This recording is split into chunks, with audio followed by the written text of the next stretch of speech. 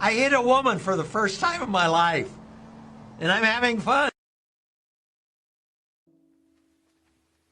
Does this mean even our suffering pleases him?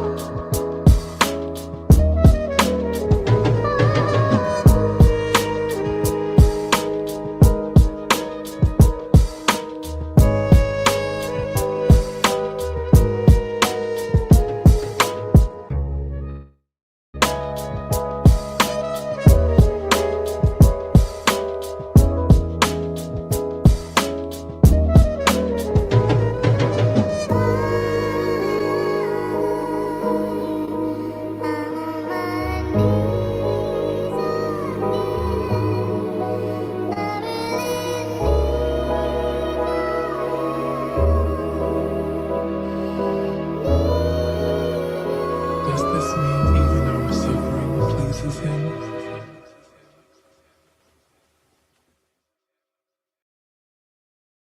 Thank you for letting to see me through. Ooh, thank you for letting what I needed was in the Lord, and I thank you for letting to see me through. Ooh, thank you for letting what I needed. DeBarges, he went back in the crates for that sample.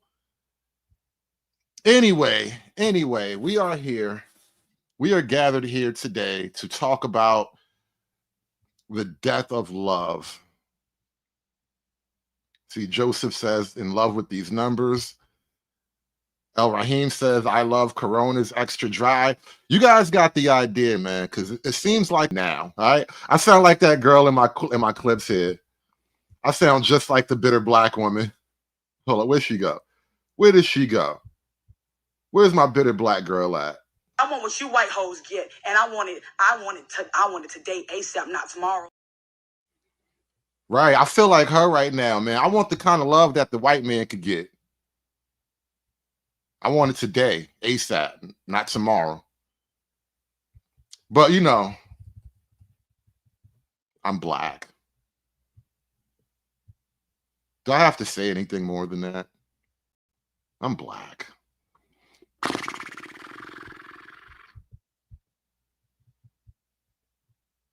They're 16 years together, divorced, and they're happy. Thank you. Here's his divorce paperwork. He got delivered on Father's Day. Happy Father's Day. That nigga got free on Father's Day. That's like the universe blinked at you. The universe just winked at you, player. He got free on Father's Day. You said a white man's love is lovelier.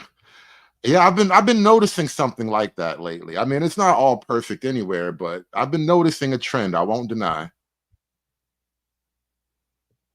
But shout out to the bro who got free on Father's Day. Because I'm trying to tell you, man, relationships right now are thoroughly cooked. Let me share another thing with you here. Get you a nice Christian white woman, they say, right? Because, you know, it's not perfect in the white man's land either. My boyfriend has a very big issue with my past. He found my list of people I have been with, and he was pissed.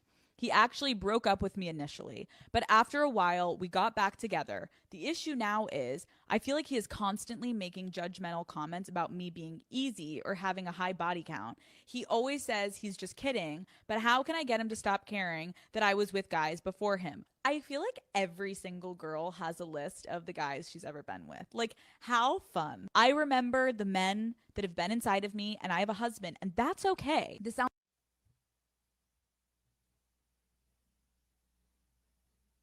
I just had a Vietnam flashback and I wasn't even there. Oh my God. Carmen, you say your list is crazy? Carmen, you typed that before we got to this part of the video. So I don't think you mean what she means when she says her list. So I'm gonna give you a moment to you know, good girl, that little thing up right there. I feel like every single girl has a list of the guys she's ever been with. Like, how fun. I remember the men that have been inside of me, and I have a husband, and that's okay. This sounds like a really insecure or possessive man. We've all lived, we've all had a good time, and if anything, everyone we've been with prior to has helped us become the person we are today. I think your answer next time he says that, if you were just being catty, is like, what's your point? I was so easy. What's your point? Do you not want to be with me anymore? Modern relationships. This is what you got. You got well-traveled women with no shame. And then the world will shame you as a man if you're unhappy with that particular dynamic. Like, what's wrong with you? He's like, well, no, I'm just saying, like, I'm really fucking shocked, like, how easy you were. What's your point? What's your point? Are you trying to put me down right now? Or do you want me to get upset? Do you want me to defend myself? Like, you let me know what's your point. What do you want me to do? You want me to leave? You want me to call them? Do you want me to detail everyone for you? Do you want me to pretend you're the first person I've ever had sex with? Like, what do you want? What will make you feel better? You little fucking bitch boy. I think I just want to leave. I do. I think I just want to leave. I'm going to go home and play PlayStation. Maybe learn a new hobby. Might get back into sailing. Anything but this. Anything but this. And then, you know, we were talking about the loneliness epidemic recently, because women, especially when they start criticizing the Manosphere and the red pill, they love to talk about the male loneliness epidemic. But me being relatively handy with rough numbers, I understood that if, in order for there to be a male loneliness epidemic, there has to be a lot of lonely women out there.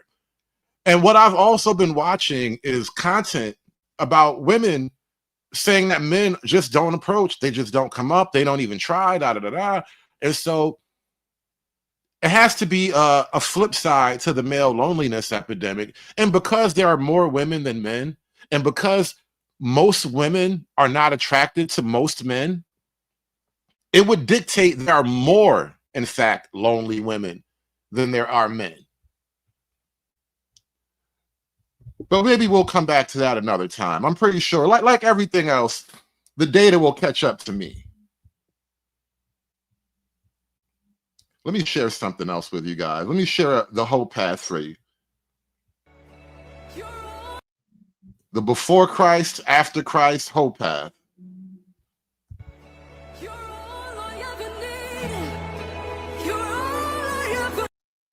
Look, clubbing, gunning, ripped jeans and Jordans. You know she a pop. She got ripped jeans and Jordans on.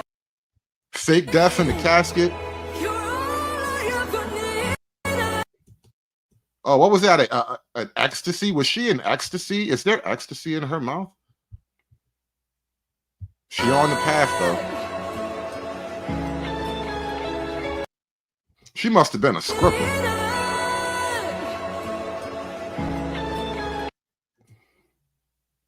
This looked like backstage at the script club.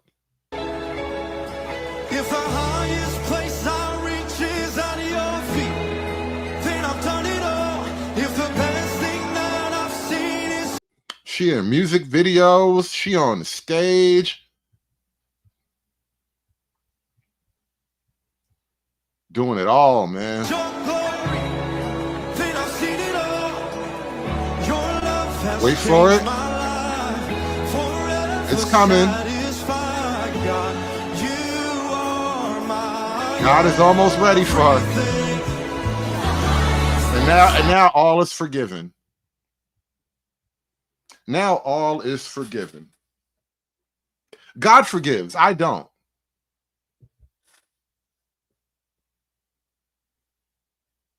I think there was an X-Men storyline titled God Forgives, Man Kills, something like that. Yeah. Save it for Jesus, baby. But of course, you know, I'm a mean guy. I'm rough. I'm asking too much. Of course she's gonna fall in love and get married.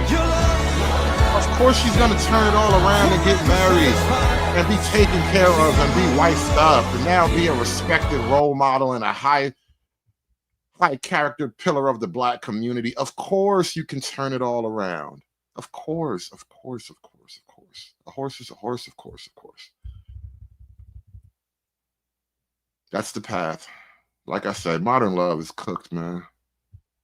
I'm pregnant by my baby daddy's dad. Whoa. Wait, your baby. Oh, whoa, whoa, whoa, whoa. I didn't know it was cooked like that. Let's me.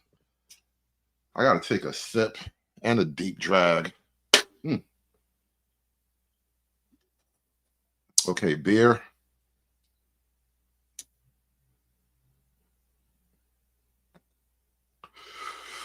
Wow. Pregnant by your baby daddy. So did they like fight over y'all, or did it happen like what, you know, there's a gap in the timeline and what? Was you throwing it back on the wrong daddy for Father's Day? Like what? Baby daddy's dad, so the Grandfather. father-in-law. Yes. How did that happen? Like, how did y'all hook up? We met years ago and we fell in love maybe the last year. Oh, so you're in love. I'm in love. Whoa. Does your baby daddy know? She's in love. She in love. Her baby daddy's daddy is the man for her. See, genetically, she knew her baby daddy was kind of it, but she was like, I gotta get closer to I gotta get like to the, you know, to the source of the magic. She was trying to get to the you know, the source of the pimp juice, right? And she was like, well, if this pimp juice is good, what about the pimp juice that made this pimp juice? Oh my God. Oh my God. He definitely does it. He does now. Are you gonna tell him?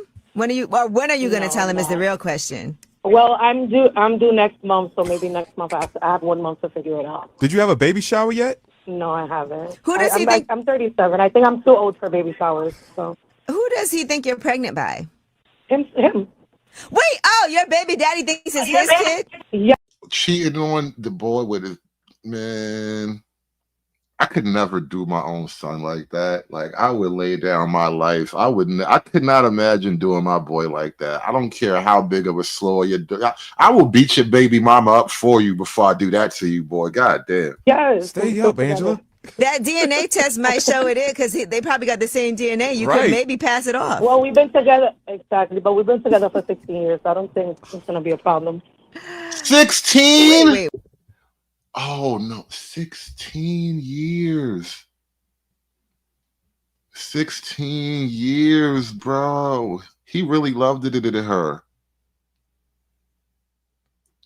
Damn, son. Damn, that's cold. Broke the whole family up. This is really two broken families because you can't really be with his baby daddy. I mean, with his dad. Like, I don't even know how you work this out. This is just now two broken families. But whatever you do, don't blame the woman. It's always the men's fault. I bet you her baby daddy or her baby daddy's daddy, one of them niggas named Jermaine. I'm done with life, and it's all Jermaine's fault. It's always Jermaine's fault. So. Who does he think you're pregnant by? Him. Wait, your baby daddy thinks it's his kid? Yes. Stay up, Angela. That DNA test might show it is because they probably got the same DNA. You could maybe pass it off. Well, we've been together, exactly, but we've been together for 16 years. So I don't think it's going to be a problem. Wait. You don't think it's going to be a problem? What do you mean? It's going to look like him because it's his daddy's baby. So it's going to look, So you're going to... You're going to pass that boy off on him. Now he got to raise his little brother like his own son, bro. When I tell you we cooked, I mean, we are cooked. Cooked. Love is cooked. It's overcooked. It needs to come out of the oven. And shout out to Dolomite early in the game, $2 super chat. Thank you for starting the show out right, man. Be like Dolomite, Charles. Smash that super chat button for me while you're here, man. Hulk! Smash!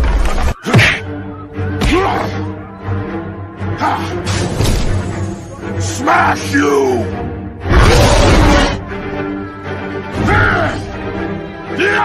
You make Hulk angry.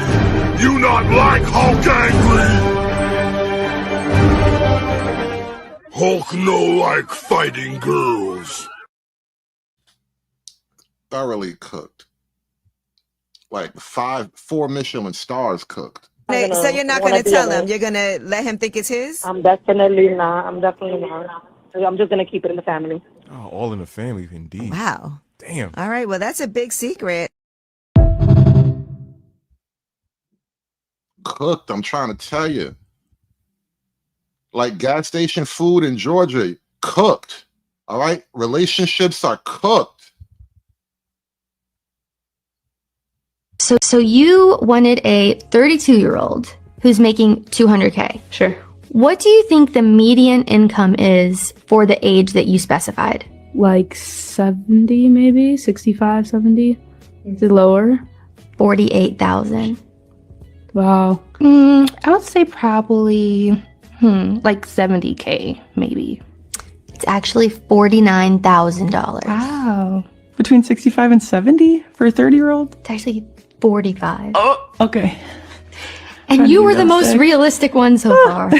For a 26-year-old, what do you think the median income is? I'm pretty sure it's closer to like 60,000. It is $38,000. Oh, wow. So a 33-year-old. I would like to say You could just see it in her head, like I can't sleep with $38,000. $38,000. Oh, wow. So a 33-year-old. I would like to say around 100K, maybe 80K. I'm not exactly sure. It but is a whopping $49,000. Oh. Oops. My brain was somewhere else.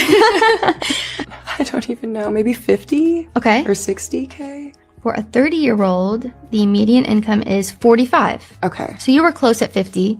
I want to say like 60K. 45K. Really? Yes. Okay. Does that shock you? Yes, it does. So I'm just going to put what you wanted in this little calculator here. So $1 million at 29. I mean, I've met a few. I have met a few. Okay. See, she's thinking it's possible now. David, you're right. She said all this doing is making them ladies think they should have sucked dude up who made 100K. She's just thinking about it like, damn, I had a couple of possibilities too. Like, damn, I was almost there. Gotta get back on that carousel, baby. That's how you do it. Don't get yourself back out there. Dust yourself off and try again. That's how you do it. You know, the other day, a couple weeks ago, really, there was a guy, I featured one of his videos, and I totally misnamed this guy. I mislabeled that guy. Remember when I told you that there is a professional gooner who does content on I see him, I guess he's on TikTok, but every now and then he actually is on X now, his videos. He's got a whole X channel. I just found him a little while ago today. And so yeah, there's a gooner who makes gooner content, and he like ranks all the goon stars, you know, the girls who do OF and whatnot. And he went back and did like a Mount Rushmore of goon stars, you know, the Cherokees and the Pinkies and all that. And when I found his page today, let me share his page with you. I mean, because this is fascinating now that I realize what's happening here. Look at this. This is the Goon King. Goon is internet slang for male self-pleasuring. Natural. Yeah. Yeah. Yeah.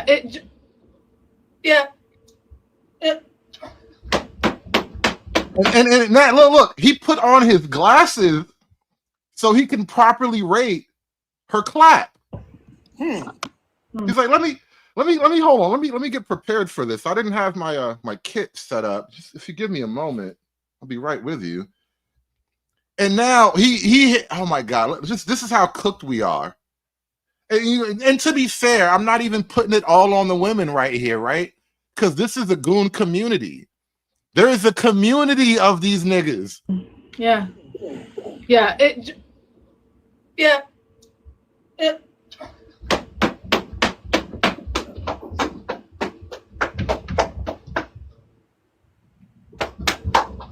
Yeah, no, y'all don't know.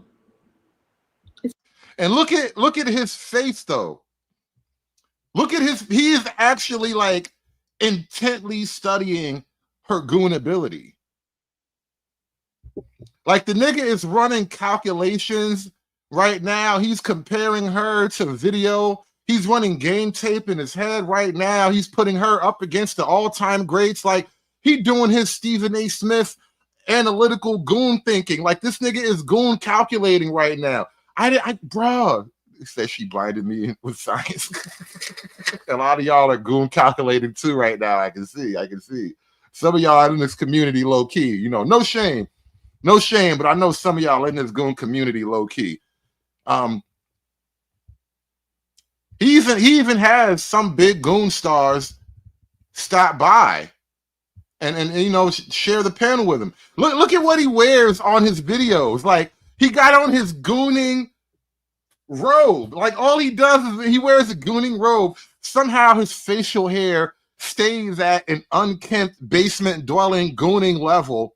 Like every video of him looks exactly like this, with maybe the robe is different in this one. Like he's got a different robe.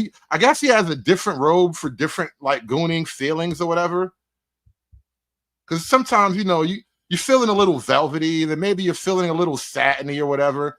And this is a whole goon community. I'm afraid to really scroll down too far because something, you know, a little goon-tastic might pop up on screen. And I don't want to do that to you know, my channel. But when I tell you there is a community, I mean there is a community. And listen to him give he's a goon analyst. I never knew such a thing was a thing. One of these days in the future, in the very near future, somebody in the HR department is going to be reading over resumes and you're going to see goon analyst as a resume header. It's going to be one of your bullet points. Yeah, between the years of 2024 to 2027, I was a AAA rated goon analyst.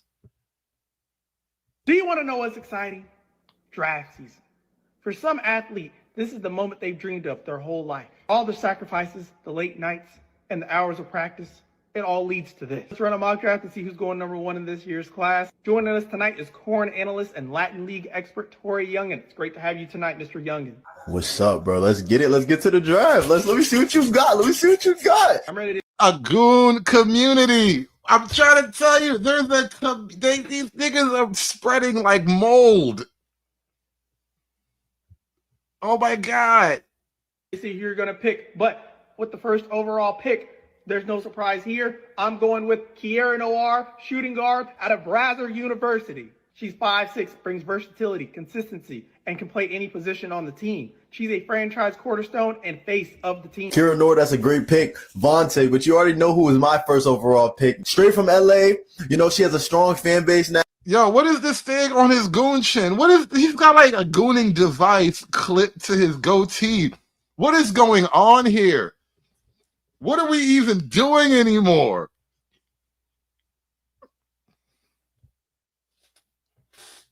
I wish I could be appalled. I've seen too much. As horrible as these guys go, these guys are like tame. Listen, there are levels of male debauchery that I couldn't discuss on a public platform. Let's put it that way, right? So I'm not appalled. I'm just disgusted. You guys are just regular disgusting. But the nigga got on that's not a bonnet. It's gooning headgear. Yeah, it is. It is protective gooning headgear. You know, things happen. We're all professionals here. We have to keep things as clean and tight as possible. You know, nobody's 12 years old anymore. None of us are young, inexperienced teenage gooners, right? He's got equipment for this shit. Nigga invested in it. You know how like old white guys, you catch them down at Bass Pro Shop, just hanging out, looking at stuff, chopping it up about the fish they caught last summer. This guy does that, but at the DVD store. The whole goon community, they goon in unity. Now, and she's a franchise player. I'm going to have to go with Violet Myers, gang. Let's go. And with my second pick, I am taking Miss Danny out of OFU, one of the best defenders in the draft. Advanced Analytics gave her a 92 defensive rating at the Combine. Great player. Not a 92 defensive rating. How do you even get a 92? What is a 92 defensive rating? What does that even mean? I am so lost here. This is amazing content, by the way. In terms of a unique idea, because you know how hard it is to be unique and original? Like everybody's doing the same thing everywhere you go. If you come out with something, the nigga gonna copy you immediately, right? So it is difficult to be like unique. And in terms of that, like this nigga done created some unique content. And then not only did he create the content, he built the community up around him. If you goon it, they will come. High motor and can lock down the opposing team's best player night after night. She's a consistent force on the board. Miss Danny, that's a great pick. She is going to bring toughness to your team, and she is a veteran. You want intensity? That's the perfect pick. With my second overall pick, Vontae, I'm going to have to go with somebody that I know is going to dominate with Violet Myers. And shout out to Latin Patriot. Thanks for the $2 super chat. He says, did you cover the ladies fighting at Texas Roadhouse? I think I might have seen that, but I don't typically talk about that kind of stuff all the time. Girls fighting, black girls fighting. Yeah, not really my thing. I don't think nobody will be able to stop this 2-1-2 punch on the court. I just have to go with Jim Jules. Jim Jules is one of my faves right now. I'm going to have to go with Jim Jules for my second overall pick. With my third pick. Wait, look at the graphics they're using. They are really like editing graphics into the video. Like they're really investing in this art right now. This is wild.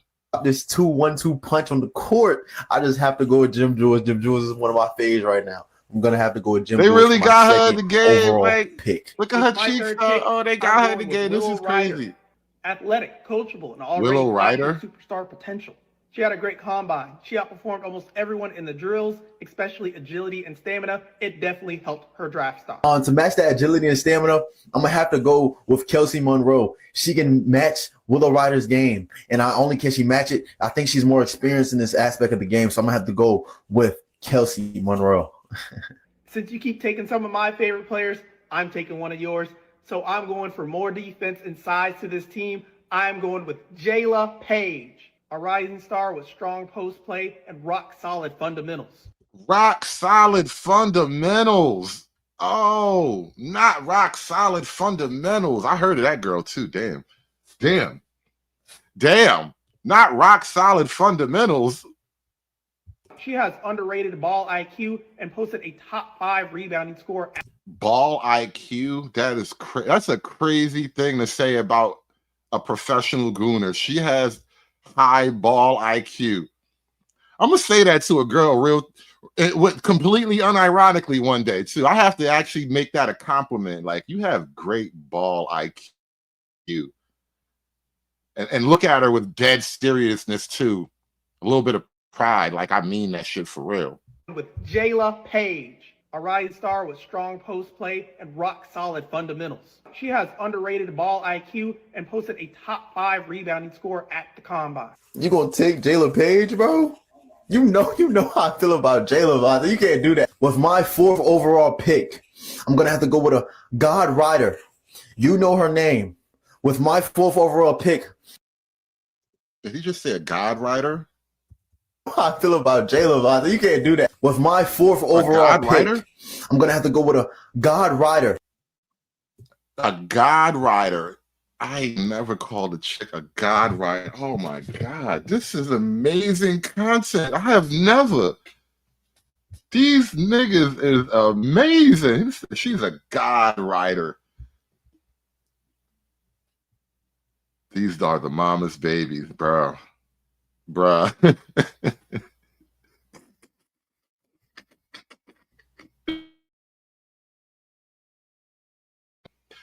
So he's 6 in the WNBA with attractive women and AI. Kinda. Listen, if you would let him actually start up the Goon League and then make that the WNBA, instant profitability. I guarantee you. Let him start up his Goon League and let them be the WNBA. I'm telling you, that's how you make money playing basketball. You know her name.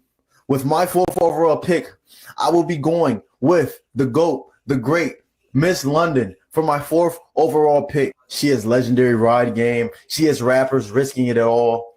What else do you want? I need her on my court, and I need her on my team. I'm going to be real with you. That might have been your worst pick, especially when there's still Mel's Tube, Mandy Muse, It's Winter, and Queen Rogue still on the board. Mandy Muse. No, he didn't just roast him over his latest pick. Like, you gonna pick this old broad when we got all this young, hot talent coming onto the court, bro? Unbelievable. It's Winter to clap Cole Bonte. How did I forget her, bro? It's Winter to... Oh.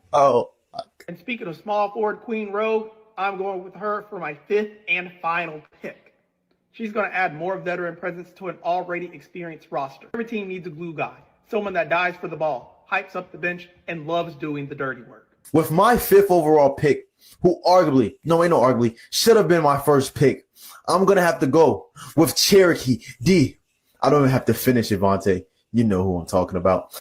With this pick. Everybody knows Cherokee. Oh, my God. Everybody. You can't have a team without somebody picking Cherokee. For CDA, a.k.a. Cherokee D. I don't even think I really have to say too much about her resume. Everybody knows they play their best when she's around. So I just think this is a great pick to combat your Queen Rogue. I really think Cherokee is going to. Yeah, bro. The Goon community. I'm not even going to show you anymore. You don't need to know more. I promise you, because I don't want to look too much more. I just needed to share that with you guys before we get into the real content, because it's cooked out here. Like, you know how, like, grandma would have, like, the collard greens, put them on the stove, some neck bones, you know, maybe some turkey neck bones, something like that. A little vinegar, maybe, you know, put all the spices in there with them. It's cooked. I'm trying to tell you, it's cooked out here. Thoroughly, utterly cooked out here. You have no idea how cooked it is out here. It's done. It's done. It's finished out here. It's done. It's done. It's done. It's done. It's done. It's done. Hello, Simone. I'm excited to be here with you today. Today, we are going to be discussing two very interesting studies. The first looks at how much men and women want and value romantic relationships, showing that men have an overwhelming preference for romance and romantic relationships. We'll get into why that may be. And then in the second, we're going to look at how attractiveness affects the speaker price of scientists within various fields. What? Some fields, the more attractive they are, the higher they're paid. And within other fields, the less attractive they are, the higher they're paid. Oh, I have to guess this before we go into it. And this is Basecamp. Shout out to Basecamp. I mean, like I said, it's my favorite white internet couple. They look a little cute white couple. They make a bunch of cute white babies and stuff. And every now and then they talk about something that's actually interesting to me. And they even mentioned black women briefly, very briefly, but it's fun though. Funny. And guess in the comments, don't cheat, don't skip ahead. I want to see if people get this right. Maybe like obscure scientific fields. I bet neuroscientists are really attractive. Just knowing what you've said about like people in the field, and also looking at like the people who work in the field. Then I'm going to guess that, you know what? Also, archaeologists and biologists, I'm going to say in general, really good. I'm going to say historians and artists who aren't commercial, well, like super modern artists, probably better off looking.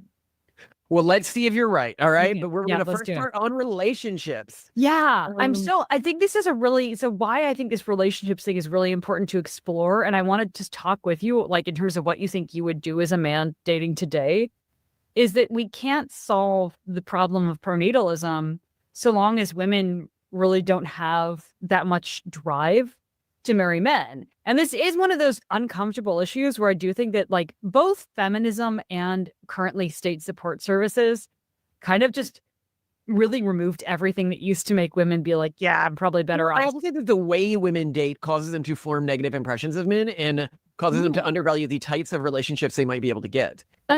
Fair. Yeah. Well, The way women date, I think that's the most critical part of this analysis that they're going to kind of talk about. And then they're going to really talk about it without talking about it, because it's just kind of the structure of society at this point. And there's an issue, and it's not even just like a woman bad thing, and it's very easy to get accused of making that kind of criticism, like women are just bad, or like no. There's something a lot deeper happening. There's a very, people like to talk about systemic racism and structural racism, but really it's systemic feminism and structural feminism that is undergirding our current relationship dynamic. Overthinking. Like when I look at least progressive critiques of dating and relationships in social media, it's like, well, I don't want to be a mother to another like guy, like basically like if you take on a boyfriend or a husband, now you're But babying. I understand that that's what you perceive because you watch the Twitter people who are trying to make themselves look good. But the core problem women are having in terms of self-perception is if you look at, let's say, Tinder, where there's a famous statistic that less than 1% of women are swiping right on the average looking guy. The vast majority are just swiping on a few guys. So this means that they are likely, even if they think they're in a monogamous relationship, sharing a partner. The Manosphere has been proven right at almost every turn. And what they're really talking about now, you can loosely call it the 80-20 rule, alpha fucks, beta bucks, that kind of thing, where the vast majority of men are just simply unappealing for whatever reason to the majority of modern women. And so that means they are intensely focusing on an increasingly small pool of men. And so now that small pool of men is not even having to try, essentially. And that doesn't create a good outcome for the women anyway. The guys are happy at the top. And that partner is going to, when he knows that they are very easily replaceable, as they are for the top attractiveness and earning men in our society, treat them in such a way. That also explains a lot, because I was looking at some stats on my own on this front before we started, and was really confused when the stats were reporting that more women than men report themselves as being in relationships. And I'm like, how does that work? Because I'm looking at the US where roughly it's 50-50. Yeah. So what's happening is that women, and this is where you get this I hate men thing. And I think that we as men can like be like, oh, well, this is just, but some of these women, based on their experiences, may really have a reason to feel like every guy is cheating on them. And that's the thing. When you only select for the quote unquote alphas, which is really a horribly imprecise term, but it's the best term that we have. When women are selecting for the alphas, you're going to have to share. And in a low-key, quiet as kept, a lot of women accept that and they move with it for a while anyway. A men thing. And I think that we as men can like be like, oh, well, this is just, but some of these women, based on their experiences, may really have a reason to feel like every guy is cheating on them because they are. Because they kind of are. Yeah, they are not moderated. They are not dating women who are men who are actually in their league. They are in their sexual league with their marriage market league. They're dating lazy, as we've talked about. We're also not considering that lowers their value within the marriage market league later, further confusing them, right? Right. Even betas who are desperate for love and attention, allegedly, they kind of see what that is and they don't necessarily want to fall into it. Like I played the video a few minutes ago of the black girl who was probably a stripper and a little gangster chick and all that. And then now she's saved and she got her a church boy husband thing. Like that kind of deal is happening less and less. And as far as like the manosphere is concerned, that type of behavior is the enemy. So we want to stamp that out. We want to eradicate that kind of behavior on behalf of men. And so it's shrinking the pool of men either way. But let's go into the statistics on this, because there's other issues at play here as well. I mean, the other big one before I go into the statistics is that women can get most of the things that they used to get from a relationship from the state these days. The core things women often got from a relationship was security, support, somebody to help care for their kids. You know, there is no reason, for example, that 73% of Black women today should be having kids out of wedlock. If you look historically, when there wasn't as much state support, the Black child rate out of... I want to actually just sit on that for a minute. There is no reason for Black women to have a 70% out of wedlock childbirth rate. No reason. And I think when you state it plainly and as a declarative statement in that way, and you stand on it firmly in that way, it's hard to get knocked off of that point in particular, because especially somebody like me who's kind of been around these Manosphere panels, and I've been, you know, holding court, as they say, over the years in one place or another. And I've noticed certain things about the nature of these conversations. And there's a constant urge, a constant desire to always paint the woman's narrative in the best possible light. And only because there's a thing called the Manosphere is there any other narrative that you get to hear now. And once there's another narrative, it starts to look really crazy for the women. You know, there is no reason, for example, that 73% of Black women today should be having kids out of wedlock. If you look historically, when there wasn't as much state support, the Black child rate out of wedlock in the 1960s was half the white child rate out of wedlock. It was 5% to 10%. And so this is something that is downstream of these support systems, which create an alternative. As you pointed out, even if you're not talking about the ones who have kids, you can get this protection by the state for women if you... And there you go, right? And this is why I don't really take seriously the arguments that revolve around what I call romanticism. You know, you guys are just romantics. You can't romance your way out of a power dynamic. And this is what they, you know, Based Camp now is putting some numbers to. Of these support systems, which create an alternative. As you pointed out, even if you're not talking about the ones who have kids, you can get this protection by the state for women. If you look at the people who actually like used shelters, for example, they are overwhelmingly women. If you look at the people who are on welfare, I remember looking once and it was like a crazy number. No. It was single mothers was the one who was eating it all up. Yeah. Oh, well, yeah, sure. But the point here being is that, yeah, and find the real number on that, because that's going to be interesting. But the point here being is that unless you are incredibly wealthy, and even then, it still kind of applies, but unless you are incredibly wealthy, you are always dating her and the government. That's really what it boils down to. And I don't even mean that in a pure, like, judicial system type of thing. The amount of resource that the American government directs to the average woman pales, like it's almost nothing in terms of like what men get. It's almost nothing, and then in terms of what women have directed toward them, it's incredible. And so what that does is it sort of creates an artificial bubble around every woman. Women have sort of become nuns to the state and the urban monoculture. It's like if they just dedicate themselves to it fully, they can receive, and people can be like, well, what about sex? Nuns to the state and the urban monoculture. That's a phrase that he used a couple of times during this video, because I watched almost the entirety of it. And I'm only going to go through about half of this video, but the urban monoculture is a great phrase. And as he introduced that phrase to my lexicon, I wonder how that concept applies to Black America.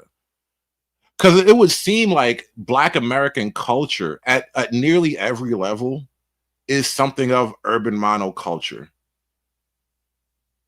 But I got to think on that more. Sex, and again, you can just look at the statistics. While women might be into like weirder porn than men on average, as you can see by the monster aisle. Wait, hold on, let's go back a little bit. A crazy number. No. It was single mothers was the one who was eating it all up. Yeah. Oh, well, yeah, sure.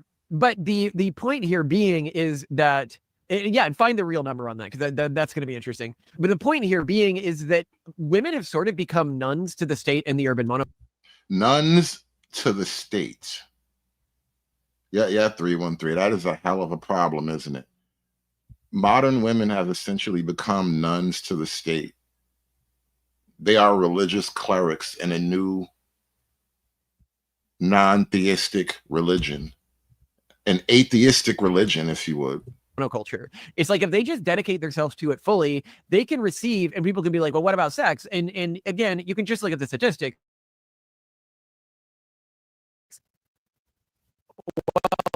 Women might be into like weirder porn than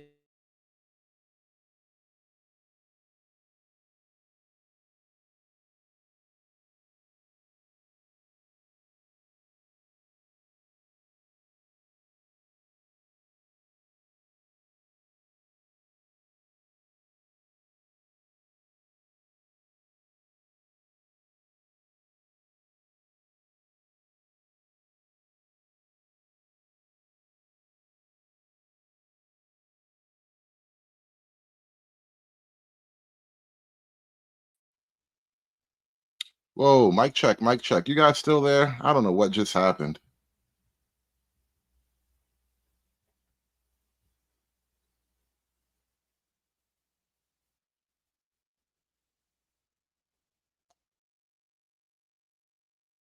Let's cue this back up. I don't know what just happened. StreamYard just blinked on me for a minute, like totally kicked me out the studio.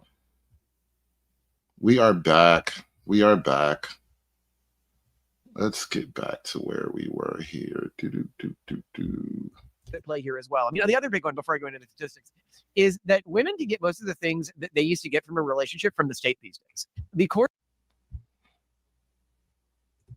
impressions of men and causes them to undervalue the types of relationships they might be able to get. Fair. Yeah, well, and overthinking. Like when I look at least progressive critiques of dating and relationships in social media, it's like, well, I don't want to be a mother to another like guy, like basically like if you take on a boyfriend or a husband. I feel like I've missed something. Let me go back a little bit. Yeah, I think this is why I think this relationships thing is really important to explore. And I want to just talk with you, like in terms of what you think you would do. Treat them in such a way. That also explains a lot because I was looking at some stats on my own on this front before. That play here as well. I mean, the other big one before I go into the statistics is that women can get most of the things that they used to get from a relationship from the state these days. The core things women often got from a relationship was security, support, somebody to help care for their kids. There is no reason, for example, that 73% of Black women today should be having kids out of wedlock. If you look historically, when there wasn't as much state support, the Black child rate out of wedlock in the 1960s was half the white child rate out of wedlock. It was 5% to 10%. And so this is something that is downstream of these support systems. There was this phrase that every now and then you would hear thrown around in the manosphere, the social contract. And I remember thinking about, there was something about that phrase and the way people were using it that rubbed me the wrong way. And so I did my own show about the social contract. And what I discovered was that the very term social contract really didn't apply to like the relationship between man and woman. But that's how everybody was using the term, right?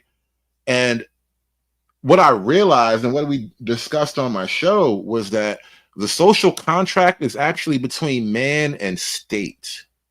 And this is a theory that goes back to like the ancient Greek philosophers and all that. And when we talk about the dating dynamic and the fact that, women have become nuns of the state, essentially, that is the broken social contract. It's not some agreement between men and women. This is why I have pioneered the phrase, there is no table. Because the whole manosphere for I don't know, a couple of years maybe, the whole manosphere was embroiled in discussions about the table and negotiations, and they need to come back to the table, and what do you offer, and blah, blah, blah, blah, blah, blah, blah, blah. And I'm like, there is no table. I'm over here like Morpheus trying to find Neo, like, which one of you guys going to believe me that there is no table? And the reality is, the only people that can sit at the table are the two men who are negotiating. And in this context, the men, symbolically speaking, it's man and state. That is who is at the table. It's man and government that we all agree to rule over men.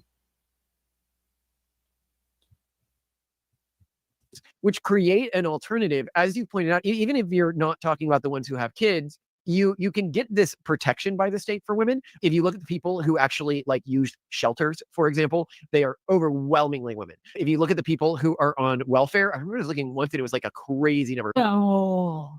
It was single mothers was the one who was eating it all up. Yeah. Oh, well, yeah, sure. But the point here being is that, yeah. I feel like in that little clip, that quick edit, if you notice, it's a jump cut right there. I feel like he shared a horrible stat about welfare and Black women, and they just didn't put that whole thing in. But they showed her reaction. It was like, oh no, really? It's that bad? He was like, yeah, but it's all single mothers. They are overwhelmingly women. If you look at the people who are on welfare, I remember I was looking once and it was like a crazy number. Oh. It was single mothers was the one who was eating it all up. Yeah. Oh, well, yeah, sure. Yeah, I feel like that part was totally about Black women, but they left that on the editing room floor because they're kind enough to not do that. But the point here being is that, yeah, and find the real number on that because that's going to be interesting. But the point here being is that women have sort of become nuns to the state and the urban monoculture. It's like if they just dedicate themselves to it fully, they can receive, and people can be like, well, what about sex? And again, you can just look at the statistics. While women might be into like weirder porn than men on average, as you can see by the monster aisle at most mainstream bookstores, the monster aisle. Come on. That is a great point that doesn't get discussed. Like, men always get shamed for, male sexual desire. Almost every element of male sexual desire meets some kind of shame and ridicule, but women literally have monster porn. Like they watch monster goonery. Women goon with monsters, bro. Like, think about that for a minute. Women literally goon over monsters, bro. Like Beauty and the Beast. It's actually a classic tale about a woman gooning over a monster. And now, oh my God, now I hate my phone sometimes because when you're on YouTube, Put a 1 in the chat if you've gotten the ads for like the teenage monster drama. It's like some AI ad thing. And it always comes off as like annoyingly dramatic. Like Charles couldn't stand the pain as the two superpowered bullies threw him against the locker and laughed at him because he was the only kid in the class who didn't have powers yet. And his girlfriend was down the hall looking on. I'm like, what is this? Who watches this kind of stuff? Young teenage girls. That's really who it's for. Like, there's a whole category of like Monster Goon content directed at young girls. Like, they goon over monsters. Like, but men are bad because we want 3 or 4 girls at one time. Like, at least those are real people. At least I have dreams money can buy. That's girl F's monsters. Like, that's a whole, not even one aisle. I would argue at most bookstores, it's like 2 to 3 aisles. If you're talking about a large bookstore. Like, if men flaunted a fetish like that, I think that they'd be pretty heavily shamed. So, according to a Pew Research Center survey, 61% of women in the U.S. reported having received at least one major federal entitlement benefit at some point in their lives, compared to 49% of men. 61% of women have achieved. Hold on, let's run that back. They'd be pretty heavily shamed. So, according to a Pew Research Center survey, 61% of women in the U.S. reported having received at least one major federal entitlement benefit at some point in their lives, compared to 49% of men. So that's just the big things, not even like the little things. Like, welfare probably doesn't even count as a big thing. That's like a little thing. They're probably talking about college, or got like a government grant to play midnight basketball in the projects or something like that. I don't know, but like, I think it's actually higher if you don't talk about quote unquote major programs, like, because that's federal programs, and then you got to go down to the state level too. And I'm trying to tell you, it's you, her, and Uncle Sam. He be hitting it from the back just like you do. So more women, but not anything. No, what you're not checking is how many are currently receiving. What about men are on it less? What percent of entitlements go to women versus? Okay. Not what percent of women and men are on entitlements. On joint returns, women accounted for only 19% of combined AGI, and men paid 82% of the taxes. That's a adjusted gross income is AGI. So wait, women only paid what percent in tax? Men pay 82% of taxes. Of combined AGI, and men paid 82%. Counted percent of women and men are on entitlements. On joint returns, women accounted for only 19% of combined AGI, and men paid 82% of the taxes. That's a adjusted gross income is AGI. So wait, women only paid what percent in taxes? 24%. Really? That's wild. Yeah, but that was in 1979, so a lot has changed. I'm still going through counting. Surprised if it hasn't moved maybe in the opposite direction. I mean, maybe. And so when I asked what percent of entitlements go to women compared to men, it says women receive a higher share of entitlement benefits compared to men in the United States. Overall receipt of entitlements, 61% of women have received at least one major. And so, dirty folks, yeah, I think she's reading numbers from the 70s, so it's actually gone higher. Women, well, no, I'm saying that backwards. Women are contributing even less now than they were back then. Not the answer. That's the same one. I know, but that's what perplexes me. And this is why I remember when I looked at this, I found that crazy high number and I was really surprised. And the way I got that crazy high number was looking at the percent of entitlements who were going to single mothers, which is what allowed me to calculate the number. All right, I found an answer here. A 2019 Urban Institute study found that around 65% of welfare money goes to women and about 35% of welfare money goes to men. So women get about double the amount that men get. And I had less women. I think the big thing is that women know they can fall back on the state. I think men can be far less confident of that being the case. Absolutely. Also, women are more able. Right. Women always have women in the government. Men, CMB, bro. All we got is us. We all we got. That's it. Men really got to be like the Cash Money Brothers. And this is why you have, well, you used to have things like men's clubs, fraternities and whatnot. Even like unions used to basically be a men's group till women started wanting jobs and stuff. But now if you want a men's group, you got to like join the gooning community. Able to legally fall back on men. So a man can't, for example, expect that if he ends up a father, he can just garnish the wages of the female partner, right? For the woman, very much the how could you make my son miss an entire semester of school? I mean, it's not like he's a hot girl. He can't just bail on his life and set up shop in someone else's. Yeah. How many times I got to tell you, the Manosphere has been proven right about everything. Everything. So to keep going here, men strive more for romantic relationships. 61% of single men versus 38% of single women reported looking for romantic relationships. And this is another lie right here that's just been debunked. And not a lie that's been debunked. Let me state that over. This is another Manosphere truth that has been given factual reality by statistical observation, by surveys and studies and such. Men are the romantics.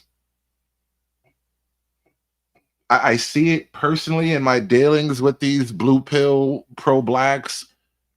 It shows up in the numbers. It's the women who leave. The women typically leave for money or just, what do they call it? Irreconcilable differences, which literally boils down to, I just don't want to have sex with this guy anymore. And so what more can we say? I remember I was telling Obsidian months ago, I was actually, I did like a guest appearance on Obsidian's show over on Rumble, right? And he asked me about the Manosphere and like, what the next moves and all that for the Manosphere. And I told him, in terms of the arguments and the talking points and whatnot, the Manosphere has been proven correct, been thoroughly vindicated, whether it's from, TikTok and Instagram videos, or now we have something like a, semi-professional people here, because I don't know what their actual profession are outside of YouTube content, but we have mainstream people, we have professional studies now who can correlate our argumentation. Because people thought we were just capping. They thought, Manosphere was just unhappy niggas who couldn't get no women. The majority of the Manosphere, especially on the content creation side, are dudes that are married or have a handful of kids and whatnot, dudes that actually fell in love and tried to work it out. In a recent US study, this study was romantic relationships matter more to men than women. Very on the nose there. 40% of men versus 28% of women had experienced love at first sight. A study of 100,000 US adults. Wow. 48% of men versus 28% of women. That is wild. Did you experience love on first sight? Yeah. You did. Told me that, but I thought it was more my profile that was the love at first sight thing. Aw, look at them all white and in love. That is so cute. I need that. I want what you white niggas getting. I want it today, ASAP, not tomorrow. I want what you white hoes get, and I want it today, ASAP, not tomorrow. That is wild. Did you experience love on first sight? Yeah. You did. Told me that, but I thought it was more my profile that was the love at first sight thing than my looks. No, it was your looks. And that's being documented in my diary. That's true. You're just my type. You're so hot. Look at that. He's like, you're so hot.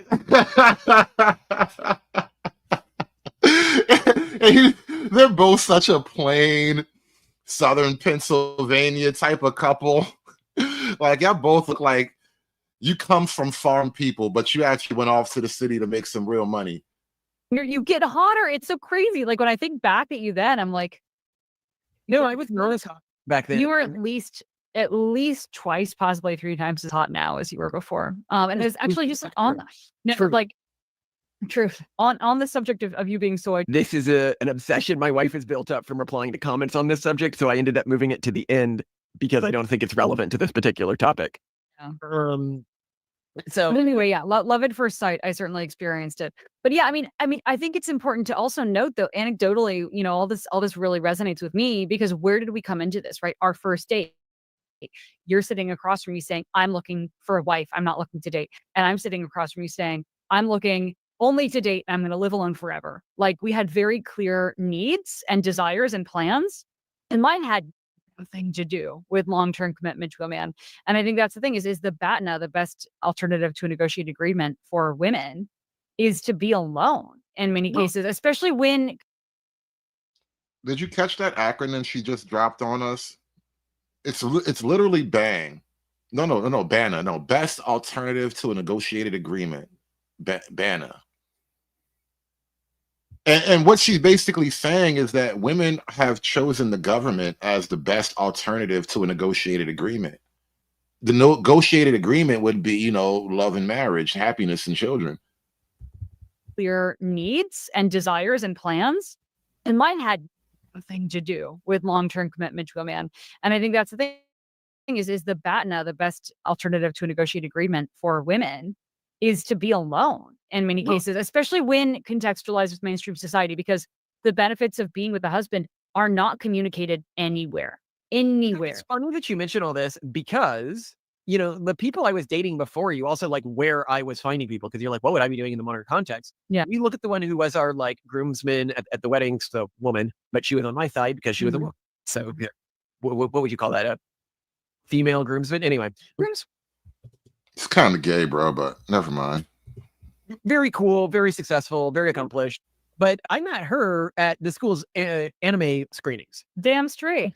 That is where I was looking for wives, right? Like back then. And I understand that things have changed, but finding people within these, I was trolling for nerds. Like I was only going into places where I was going to find nerds because he was trolling for nerds. And conversations like this, and I try to somehow wrap some context of this conversation around the Black community. And trolling for nerds seems like an impossibility if you're gonna be Black, right? You're just out of the Black community at that point. And then to that point, there is that Black subculture where there is a bunch of nerdy, Gothic almost looking Black kids. Like Gothic isn't much of a thing like it used to be. I mean, they're still out, but you got a lot of alt Black kids, right? They're into rock and grunge. They dress like emo and all that stuff, but it definitely puts you outside of your core group. And this is really one of the tough things is like you talk about Black relationship dynamics and what works and what you really want, especially as a man. Like, I'm talking about what I want as a man. And I realized in a painful way, it used to be that what I want puts me mostly outside of the community. And that's a realization you kind of have to accept and just go forward in the strength of that acceptance. I knew I had a disproportionate advantage. When I would email people... But I think you also wanted smart women who would intellectually... Signaling nerdy interests and attitudes and the way you dress and everything like that, you signal a perspective of your values and your environment. And it wasn't a perfect coalition with mine, but it was something that could be evolved into that over the course of, the 15 years we've been together, so I think that works maybe more when you're younger. And no, it's not like anymore. Yeah, unless you're Anna Valens and moving in your trans community of people who refuse to grow up, because she seemed to have some anime group that she hung out with a lot. But you could go to that group and find interesting girls who are tired of the BS. Like, there actually, yes. I mean, well, there are adult anime groups then, but.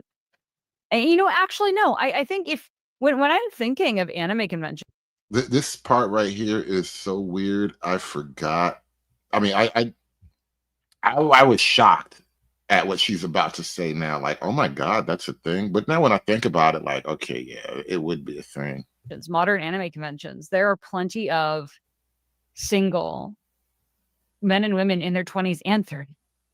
Well, I mean, the key with an environment like that is, one, they're going to be much more woke, so you've got to be careful about how you approach things, and two, you're in an environment where some people, like if you go to the anime like chain or the chain of like things where like Ren fairs are happening, and I've read a lot of things about like Ren fair workers, is there's like these basically like orgy parties that they do at both, and you want to avoid that crowd. They do what at anime parties? Ren fairs are happening, and I've read a lot of things about like Ren fair workers, is there's like these basically. When he says Ren fair, I think he means Renaissance, right? Because, you know, like, what's that show? Well, it's kind of like a restaurant where they watch, like, you know, guys joust and perform as knights and stuff. I forgot the name of it. I remember Jim Carrey and the Cable Guy had a whole scene like that. But all those guys at the Renaissance fair, they apparently they get down and dirty, nasty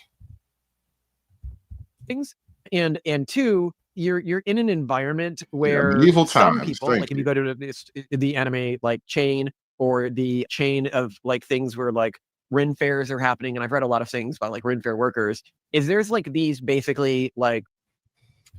SKC says this is true. Anime fest, we avoid the hentai people. Are the hentai people in anime like the foot people of the regular fetish world?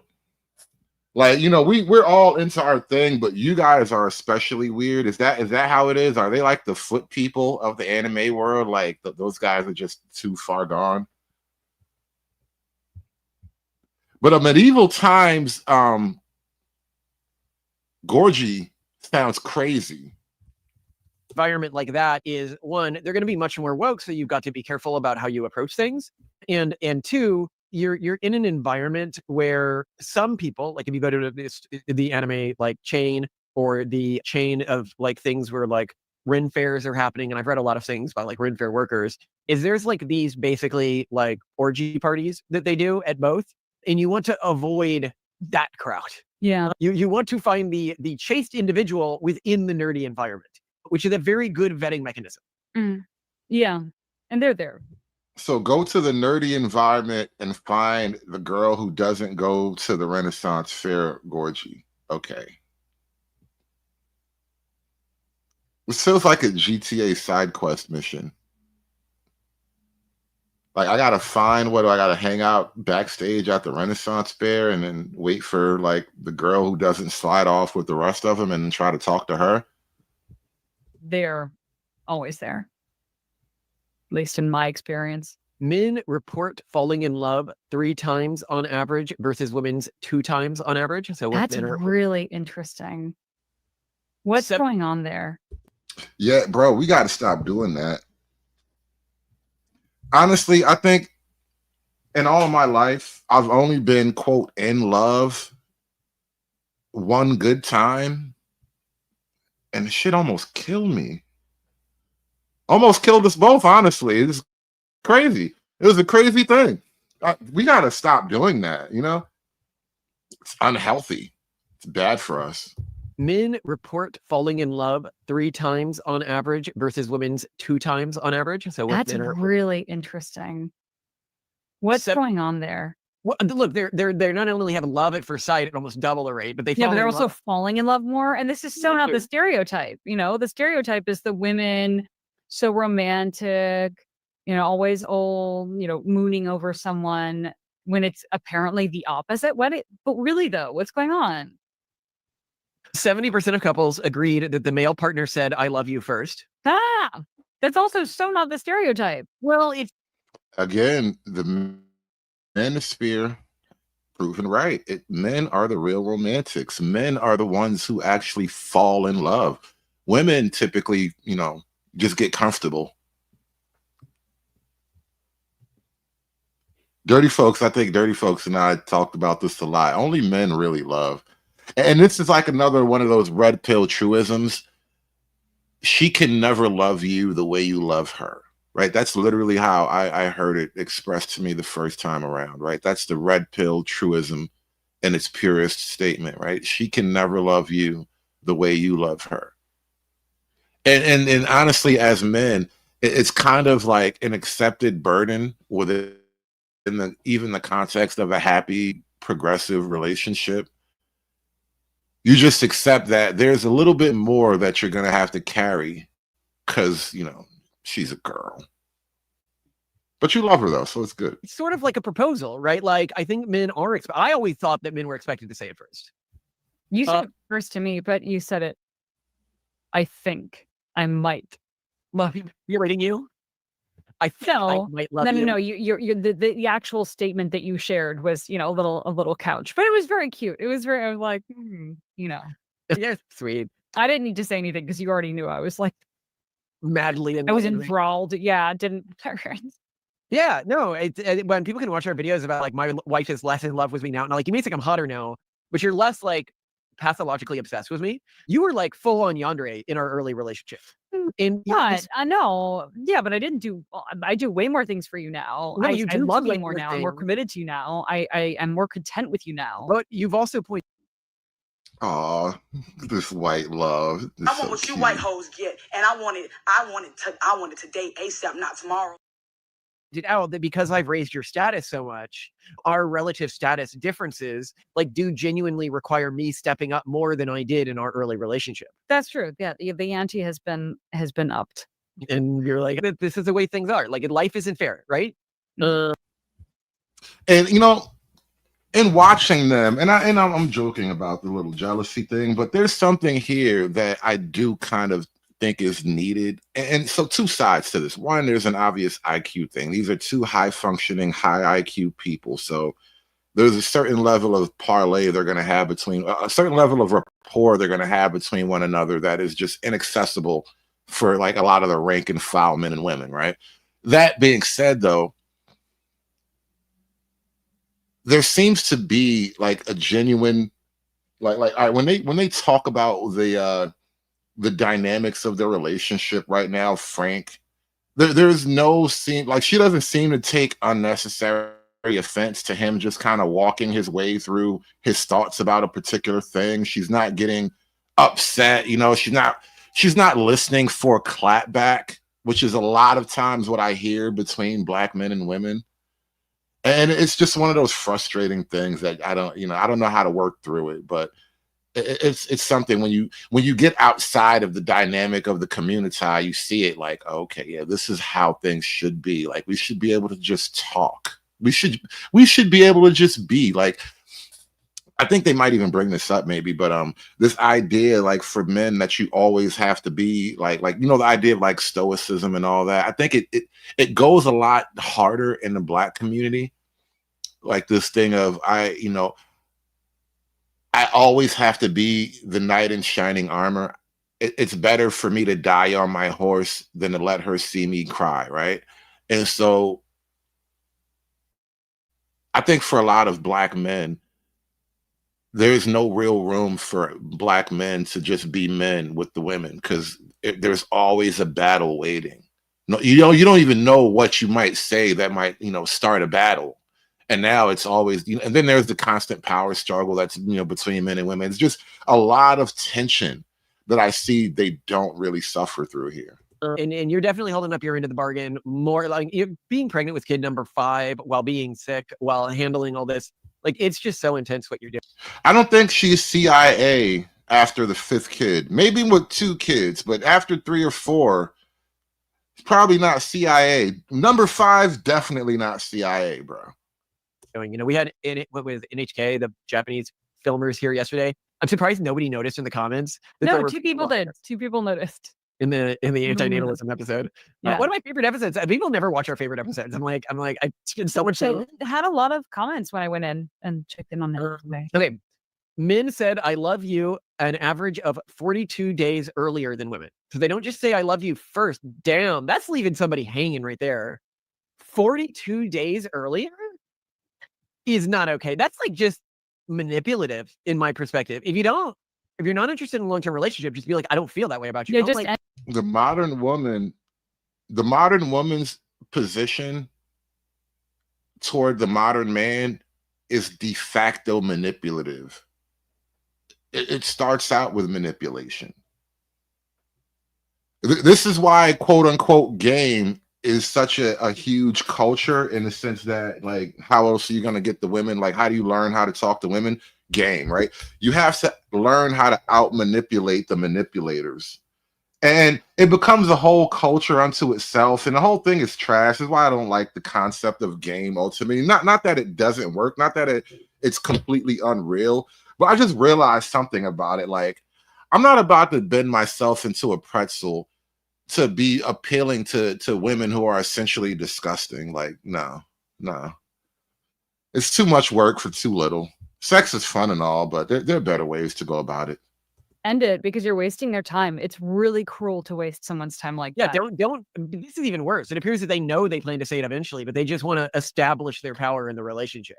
Yeah, that's really uncool. This female tendency to act cool, and by that I mean have like literally a sort of chilly ice cold reaction, and to not be impressed by anything they do, and they're like, "Oh, I love this restaurant." Oh, it didn't actually get that good of reviews. Whatever, right? Just what is that? It doesn't make you look good at all. I agree. This whole like poo-pooing whatever, like, oh, not that great. When I've also just talked about like the reason why a lot of men get in bad situations within this current dating market is they have no idea what the average woman looks like. They base it like, I have heard that you are mid from like our channel or like lower, and I'm like, you need to stop comparing my wife to other well-known YouTubers you watch and go to an airport. For me, met mid and like an IRL, like higher because I'm not obese. But like in an age of filters and cosmetic procedures, and also in an age in which obviously like the most attractive people are between 21 and 23, I have to be. No. Yeah, but what I'm saying is, I love how she talks about her midness with frankness and thoughtfulness. Like, she's thoughtful about the fact that she is mid, because there's nothing wrong with mid. I think I might be mid, I don't know, but like, because the average person is average by nature, right? That's what are you expecting? But the problem that women have, though, is that when it comes to the sexual dynamic, women are not interested in average, right? And I'm not saying this is a bad thing per se, it's just that it's unworkable in our modern dynamic. But women aren't really interested in average, even though the average woman is average by nature. But shout out to her for being, blunt about the whole thing. Higher because I'm not obese. But like, we like this whole like poo-pooing whatever, like, oh, not that great. When I've also just talked about like the reason why a lot of men get in bad situations within this current dating market is they have no idea what the average woman looks like. They base it like, I have heard that you are mid from like our channel or like lower. And you know what? I think mid is mostly a facial judgment. And plus, she's really thin, so all of her facial features are going to be pronounced. But the fact that she hasn't blown up after 4 kids, it gives her points on top of whatever average facial feature. Like, you got an average face and a nice body, you're winning. You're definitely in your mid-30s at this point or beyond. You're winning. So, mid isn't really such a bad thing. And I'm like, you need to stop comparing my wife to other well-known YouTubers you watch and go to an airport. For me, met mid and like an IRL, like higher because I'm not obese.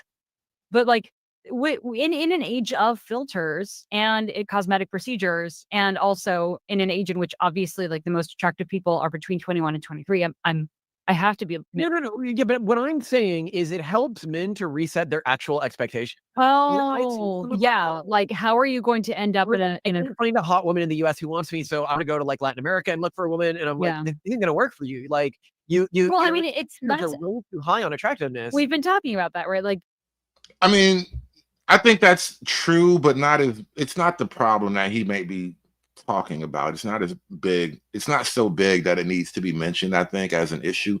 Because I think by and large, between men and women are the ones who overestimate their value in terms of what we call the sexual marketplace. And or sexual marketplace value, SMV, right? But men, I think, are far more willing to negotiate quote unquote romance as compared to women. You know, with women, it's like, you know, I either want to bang you or not. And that literally dictates her treatment of you from then on. And so it's just a different thing. Men and women approach it differently. There are some people who are now like, some people's approach to modern dating is, okay, I'm just going to be a passport bro. I'm just going to find my Thai or Eastern European trad wife who's going to be younger, who's going to be very attractive, who, yes, also is going to be smart. Like, can be done, but like, keep in mind the effects that that's going to have on, like, you know, this is. I'm not taking into account the hedonic treadmill as well, which we've seen play out in plenty of these types of relationships. The woman normalizes her life in the U.S. and so like I get that, like, this is one approach. Okay, you can do that. That's why the passport bros say you can't bring her home. You got to set up a little life over there. Find a way to make money digitally. You got to be a laptop passport bro. And then you just drop her when she gets old. You could just Leo DiCaprio it, right? Just keep going, and just like strong prenup, or like marry in a homestead state, like whatever it is you need. Yeah, but these are also the types of people who are more likely to like poison you if they think you're going to pull that off. Like, I mean, you've taken them from your support network, you've put them in an incredibly vulnerable position. Yeah, you've had their backs against the wall. Yeah, we're fortunate that the people we know who have done this on a serial basis have not died. Here. What's wrong, Carl? Well, for start, she defecated herself inside my house. And every time I this like language, it's like, damn it, yelling at me and something. But no, the point I was making about like go to an airport and actually look around and discount anybody who is significantly younger than you in age because they're just going to look hotter no matter what, and then sort of try to build a normal. I might have also like, I don't like. Do you want a child? Like you're basically marrying a child. I mean, in another manosphere truism, though, all women are children. Doesn't matter if you're both 40 years old. Doesn't matter if you're 38 and she's 22. All women are children, right? You're gonna be legally charged with providing for her indefinitely. And so, and this is why the Leonardo DiCaprio method. I mean, it's only for rich, famous guys, but it's like the top of the pyramid method, right? Because if all women are children, it's better to adopt a baby than a 17-year-old, right? And so he just keeps switching them out. Like, all right, you aged out of the game. Let me get another one. Let's start. Let me adopt a new one. Let's start over.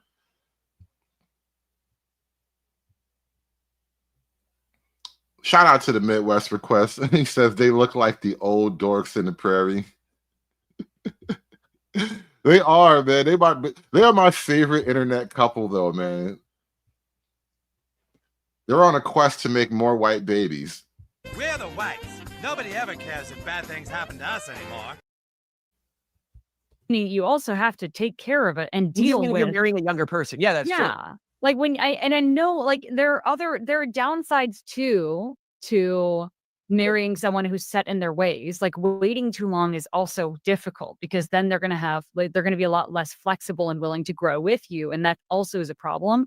But like this solution of just I'll marry a child. Like, okay, well then this is one reason why we didn't like we thought for a while, because a lot of our friends were like, oh, you should get no care. Like it's a great thing.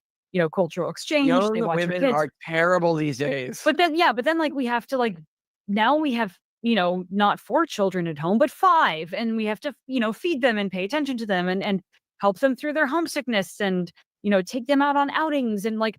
5 kids sounds like you're managing a corporation at that point. Like you have employees. It's like you have a bunch of illegal immigrant employees and you have to watch them constantly because they'll steal and break things. Like you are in charge of a whole system now. No, you know, we want a partner. We want someone to help us, you know, and we want to help them, but not, you know. So when you're actually seeing this in the statistics here, because I think one of the things that people aren't thinking about when they're doing the passport bro thing is you are very likely not going to be able to have as in-depth intellectual conversations with this individual as somebody who has. Free Zone Lou says, women are children is just intellectually lazy. Perhaps. I think the term I would rather go with is shorthand, because it becomes one of those circular debates. Not all, not all, and not, that obviously not all tends to apply when we're talking about the human conditions. But in terms of like the male perspective, this is why women are children is a useful shorthand. Why are men always charged with responsibility over women? Why is women and children first a general rule of thumb in emergency?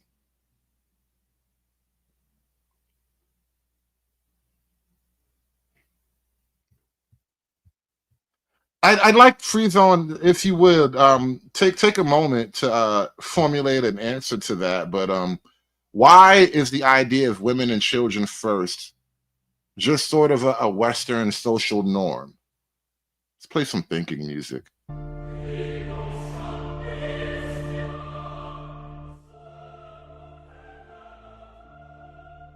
Why are men tasked with the permanent charge of women that they are no longer married to?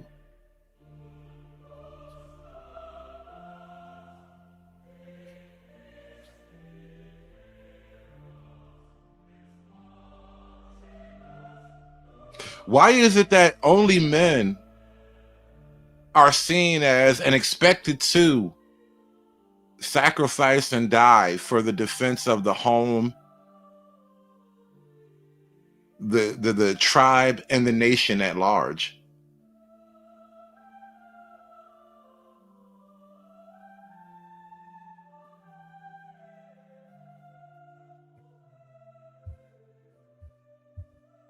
Why is it that around 80 something percent of our what you call it, the adjusted gross income, is paid by men?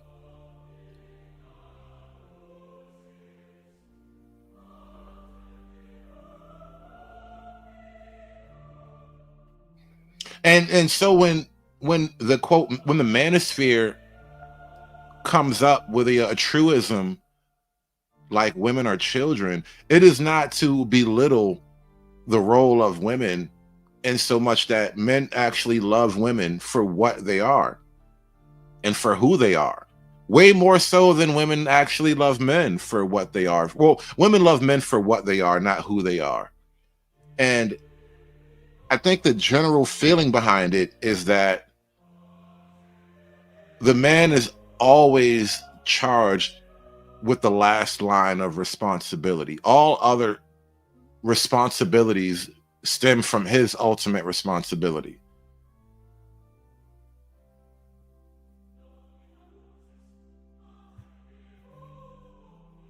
And let's not even get to the whole female relationship, to the very concept of accountability.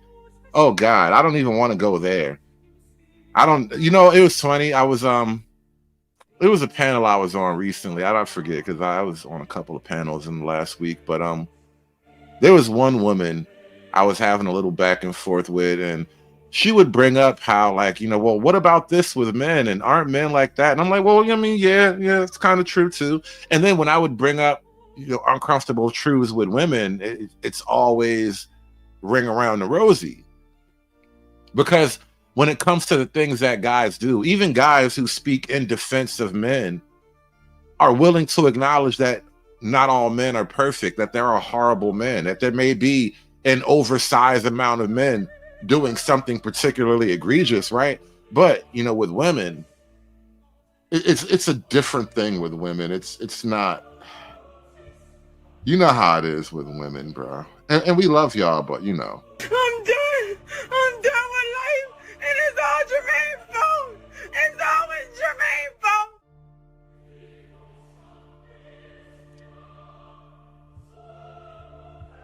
Free Zone says, if we're talking about immature hoes, I can understand it.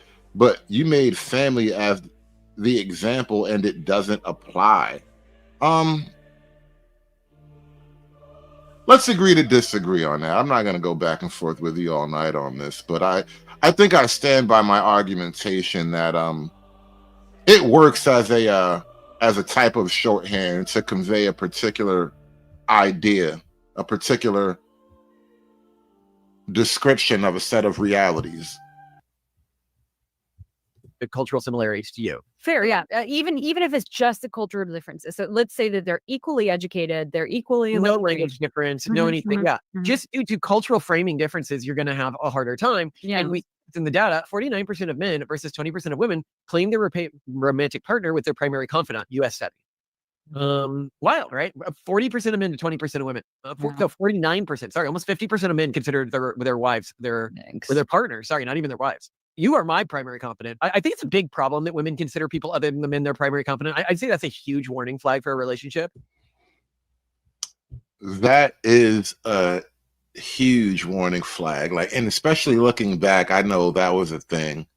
That was definitely a thing I was up against. Having other people who have your woman's ear even more so than you do. And that's probably really a dangerous hidden element of like the modern relationship dynamic, because it's not just a girlfriend group, right? You know, there's social media and back in the day, a guy had to like physically approach your woman. Now there's just 1,000 dicks in her DMs just waiting. The minute you piss her off, one of those start to look better to her now. Starts to wink at her and stuff. And it's like, hey, got a decision to make now. If the woman considers anyone other than their husband to be their I just don't really see it as a marriage. If you're not actually integrating your life with someone intellectually, I mean, also professionally, I just, and professionally can mean that maybe one person maintains the household and the family's finances and like does like back end admin for the family business or for, you know, the partner who works. Like I still see that as a professional arrangement, but like separate jobs, separate careers, separate friends, like this is, yeah. Well, I no, don't but know it's what not that feel is. her out. If she is experiencing problems with the relationship, and the first person she goes to isn't her partner, but somebody else. Yeah. Somebody else can often have a vested interest, especially if they're a female partner with, you know, the degree of intersexual competition to drive the relationship apart. And we repeatedly see this in the women who do something ridiculous and then go to their like, you know, friend signal thread or whatever, and they're affirmed for doing the thing that anyone would know is ridiculous because the other women are just, you know, either they're just insane or they're trying to tear them down. You know, and I talk about race and stuff a lot over here, and one of the issues with race that I think I brought this up recently. Yesterday I did the show with Mr. Z's panel, and we're talking about the racial dynamics that black men have to be aware of. And I think one of the problems with the Black Manosphere is that I'm not 100% like critical of the very split, like the nature of the split. I'm not against people forming their little groups and all. Ethnicity and all that stuff is a real thing, and I get it. But I think for the Black Manosphere to have an almost hostile approach to the white manosphere, because you know there's this accusation of racism and all that stuff, and I'm like, even if they're racist, that's not enough reason for me to not ever talk to you, you know. And I think that's kind of the problem I have, because there's this position with a lot of the Black Manosphere is like you feel no desire to ever want to talk to non-Black people or white people in particular, that you're actually going to lose out on a valuable exchange. Because honestly, throughout human history, the exchange of knowledge and culture has been the thing that has kind of propelled development and social dynamism. And we need exchange. We need to be able to, you know, especially among the men, we need to be able to trade notes and formulate a next step, right? Like, for example, the Black Manosphere, they have this idea like the 19-point plan from T.S. Johnson and all that. And I'm not going to really pick apart the 19-point plan. I can probably slim that thing down to like 10 points or less. But the problem is it's a very Black specific thing in terms of you're asking for the kinds of things that nobody else would even want to help you with. So in terms of legislation, it's probably dead in the water. it would be better for the black male platform if it wasn't such a purely black centric thing, so that you can gain the support of the white men that you would need for legislative muscle, right? This type of strategic thinking, I don't think really is valuable to the average black manosphere denizen, but this is kind of what I think is needed. Right. And then men show stronger associations between relationship status and mental/physical health outcomes. So it helps you more in mental and physical health. Yeah, I mean, so what the leftists that I follow on YouTube would say is that that is because women take on an uncompensated and unrequited burden of providing I mean, I mental think you do. support and I physical think care. even if we pretend like you do as much as like I do as much as you do, it's obviously not true. Well, when it comes to physical care, I 100% do more, but that's because it's kind of what women specialize in. So yeah, like I'm making you your meals, I'm doing the laundry, I'm, doling out medicine when people are sick. But and I think that's so it's to me obvious that men. When I die, I'ma go to Snow Bunny Heaven. Snow Bunny Heaven. You know what's so funny about this clip too? Because it's like a troll thing.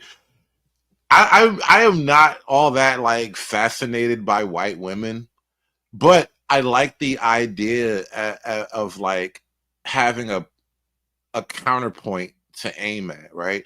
Because within the context of Black America, there really are no like options, right? It's like you have to learn how to deal with this shit, or sucks to be you, right? But in reality, there are options. There are other ways of being. And so I kind of like the idea of at least having something as an example. And would be physically better off with women caring for them.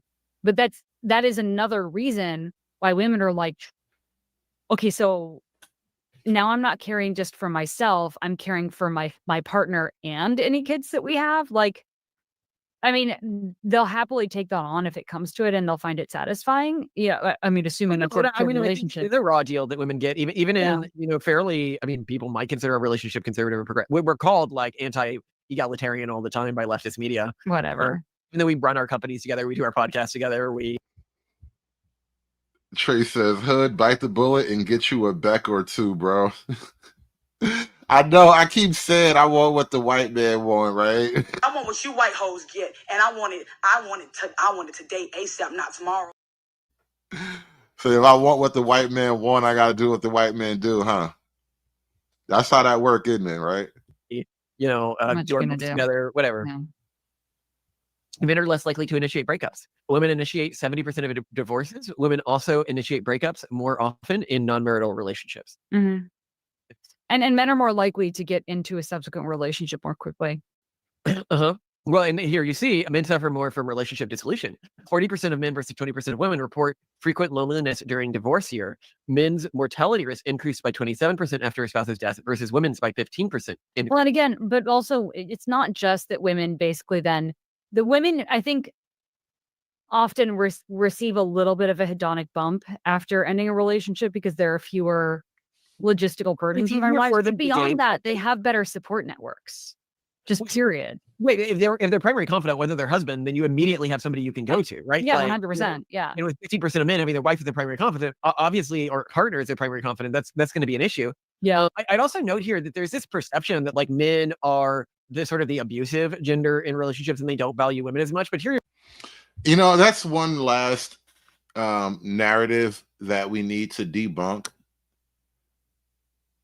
There was I was thinking about talking about this issue, and I want to cover it, but then I don't, because I know it's horrible for the algorithm. I'll never be able to really monetize this stream at all. But there's a Facebook couple, a Black Facebook couple. I don't know. I think they're in Georgia or Florida, maybe.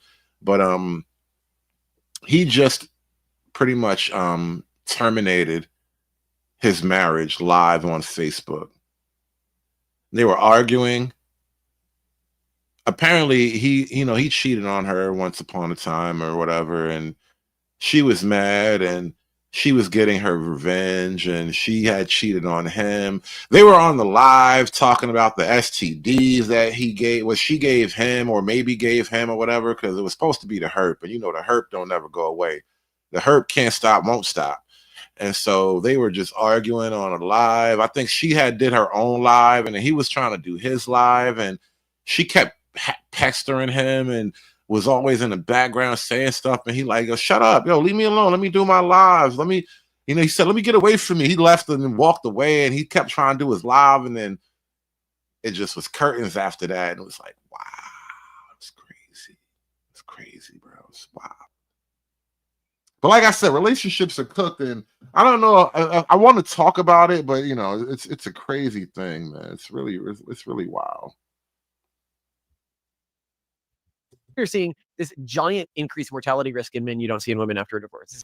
But the thing I wanted to say actually about that, the reason why I brought that up is because even with that being and him kind of crashing out live in front of the world like that, I think this reputation of violence, especially on the black man's behalf, is a little bit overblown. I think black people are slightly violent, more so than maybe white people, obviously, if that's the comparison. But it's not that the black man is uniquely violent in the face of the black woman. Black women are very much willing and capable of the mortal violence that they accuse black men of, and they will inflict that violence on you. And so, like, the CDC has the domestic violence numbers. And I talked about this before, black women have actually terminated their domestic partner more so than the men in some years, right? Not just 1 year, but a couple of years. And then not only that, I remember years ago I did a show with Bernard about how statistically black women are more likely to commit a homicide than even white men. More murderous than the white man. And we sleep next to y'all every night. Giant increase in loneliness, literally twice what women experience. And so I think what we're seeing there is that that's just a false narrative. And people keep pointing to the study that was withdrawn about men leaving their partners when they had a major injury or illness. And then the guy who released it withdrew it and said, I did the math wrong. It's not accurate. So we have to see because there are so many it's weird. There are many high profile examples of famous men who left their wife as she was going through cancer. Like one of them is Brian Johnson. He was accused of that. And then there's some other guys who politicians and stuff who criticize. There was the Democratic Dean, Howard Dean. Yeah, Howard Dean. That's right. Yeah. So what's up there with was that famous actor, the director guy who divorced his wife via fax and then married a stepchild. I have to find out who that is. So the Phil Collins one was the divorcing his wife via fax, although he denies that that's what happened. And the marrying the stepchild one was Woody Allen. And they make it clear that she was only technically a stepchild. I think you got to leave Woody Allen out of every relationship discussion going forward. Woody Allen does not belong in any context of a relationship discussion. There's just nothing about him that we need to talk about. And that Woody Allen had began a relationship with her mother, and this was the adopted daughter of that mother, although he never fully married the mother, even though he dated her for over 10 years. And then he started dating her adopted daughter when she hit 20. But, no, I think that what this is all of those men are far leftists. Oh. And I think if you adapt to the urban monoculture as a man, you're going to treat your wife significantly worse. Remember earlier when I said, I wonder how I can wrap this concept of urban monoculture around Black community. And, there it is. I think the traditional Black dynamic is somewhat abusive on both parts, right? Because it's like you kind of have to overpower her constantly to be seen as the man, and she's constantly pecking at you because she doesn't respect you as a man if you can't take the deal. Like, you can't take her beating. And so it creates a dynamic of just cyclical abuse or whatever. Wait, from what I've seen. Why? I think because you don't really have a set of rules for how women are supposed to be treated, and you don't have a true moral center. So it's like, but therefore we're going to be polyamorous. I want to feel good. Therefore, there isn't really a, oh, well, she'll be better off anyway. There's always a way to justify your decisions within the urban monoculture. Oh, yeah. The urban monoculture has no true moral center. And I think about that again in terms of Black America as a type of urban monoculture. And there is no true moral center for Black America. It used to be the traditional Christian Black church. Church ain't church no more. And so, and not only that, but most of these women are into crystals and witchcraft and some new divine feminine goddess thing. And the whole concept of a theological morality is completely shot with Black America. But if man had to find out that his God was a woman, I say the Black woman is God, and Black woman is God. I say the Black woman is God. The Black woman is God because, she was the first organism on this planet. Or we've never really been integrated anyway. She doesn't depend on me. I guess, there's more, maybe there's more separation as well. Like we were never commingled. We always had a prenup. Okay. Yeah. 19% of men versus 11% of women report never having emotional support. So way more men than women, almost double the rate of men have never gotten emotional support from their spouse. And despite what the feminists will tell you, men were. Whoa. What? A prenup. Okay. Yeah. 19% of men versus 11% of women report never having emotional support. So. Wow. So 11% of women say they never had emotional support. That's interesting. I mean, women will say that. I almost kind of think that number is just, women complaining, but okay, fine.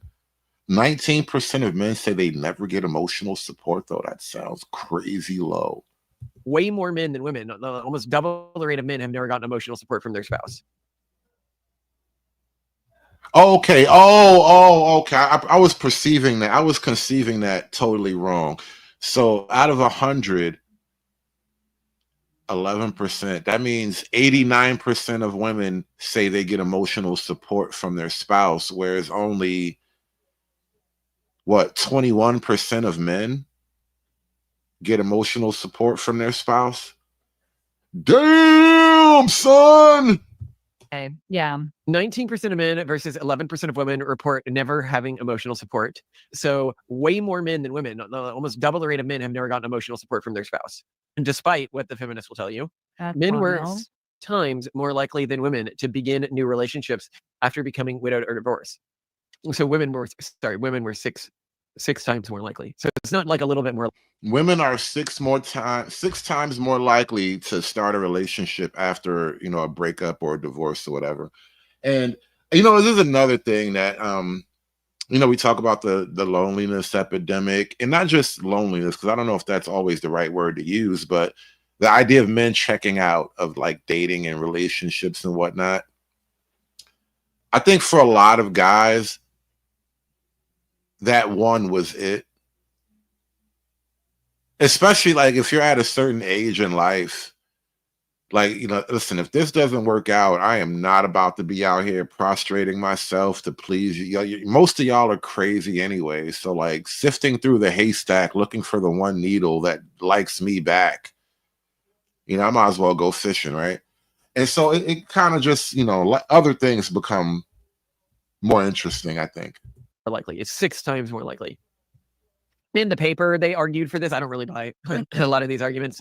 Men are socialized to avoid showing vulnerability. Of course, they've got to be like, they're socialized. And it's like, then why are the worst men the Democratic men? Why are the worst men the urban monoculture men, right? Like, why is it that the better husbands seem to come from these more traditionalist cultures? And the answer is because this is just wrong, right? Like, showing vulnerability can often be used to manipulate other people. I mean, that's the beginning of emotional blackmail. Well, and I also think that, because I was looking at different argumentative styles between men and women are way more likely to use emotional appeals, but I think that's because it's manipulative. Yeah, this limits men's ability to receive emotional support from friends and family. Consequently, men become more dependent on romantic partners for intimacy and emotional needs. Women maintain.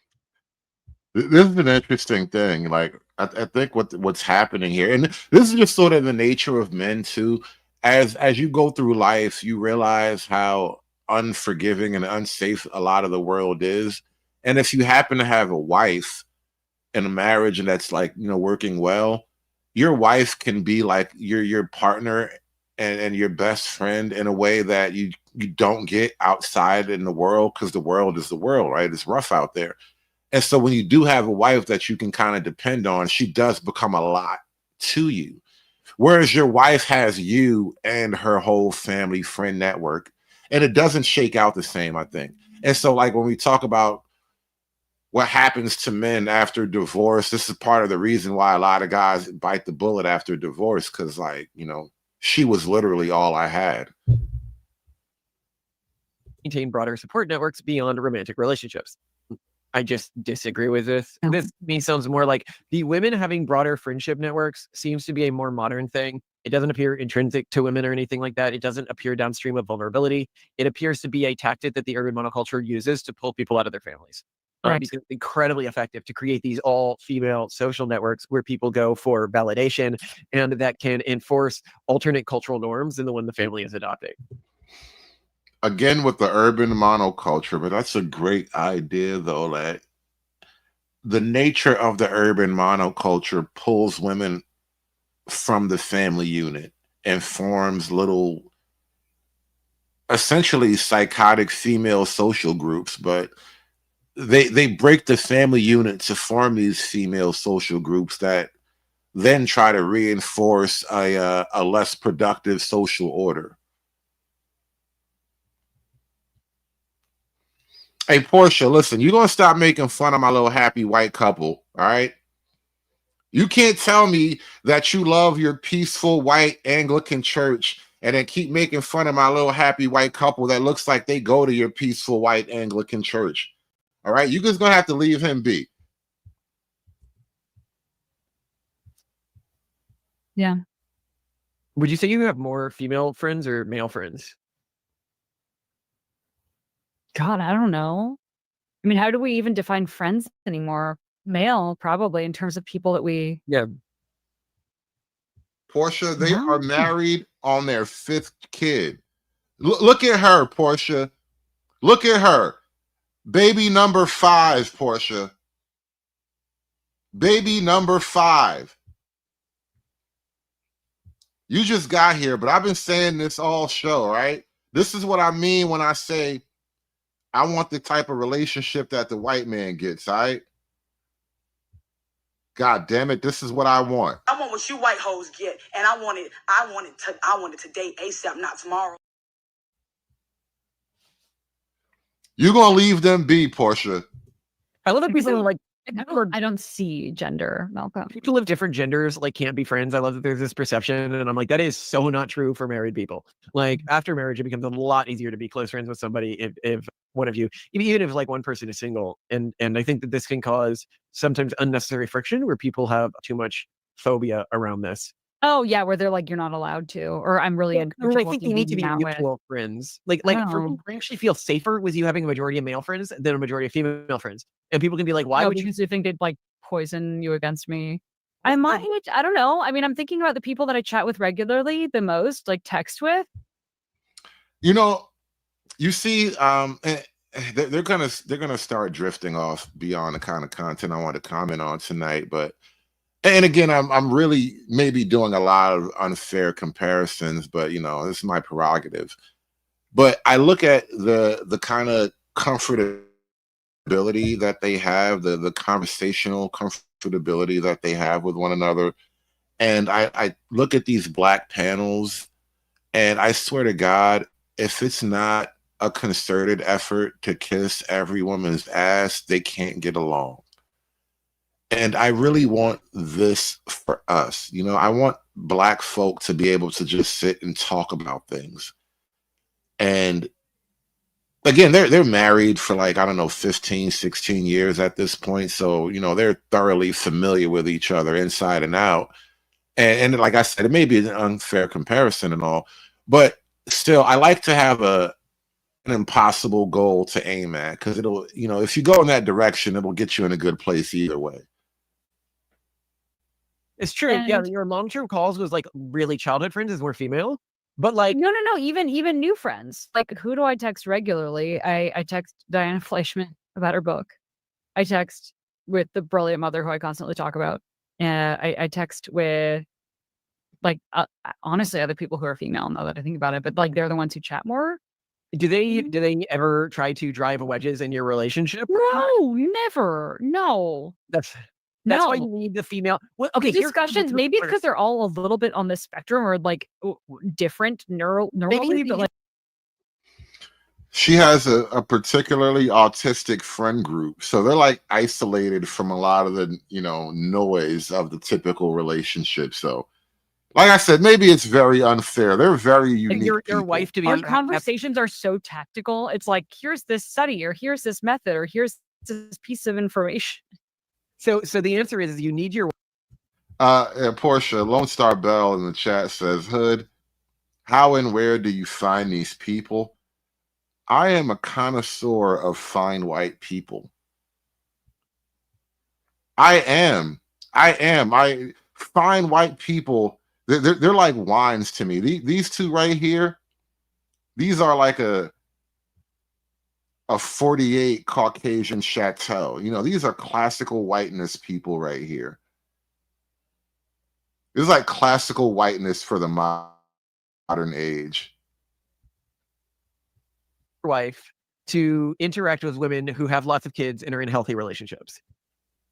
Yeah. Yes. All of these women are, if not married, no, they're all married. Okay. Huh. Yeah. Interesting. All right. Well, now we're going to get to the big mystery that I asked you at the beginning. This one is called. Yes. Oh my goodness. Key points from beauty premium for social scientists, but unattractiveness premium for natural scientists. This is then the opposite of what you think. So I was wrong here. How attractiveness affects social scientists' value in public speaking, while having the opposite effect on social versus natural scientists. Social scientists benefit from being attractive, while our natural scientists actually benefit from being less attractive. Sample methodology: 739 public speakers from 8 North American speaker agencies, 217 full-time academics, 551 part-time academics, 366 non-academics. Facial features on a scale of 1 to 10 using geometric facial analysis. Woody in the chat asks, when is the big fight? I don't predict one on camera anyway.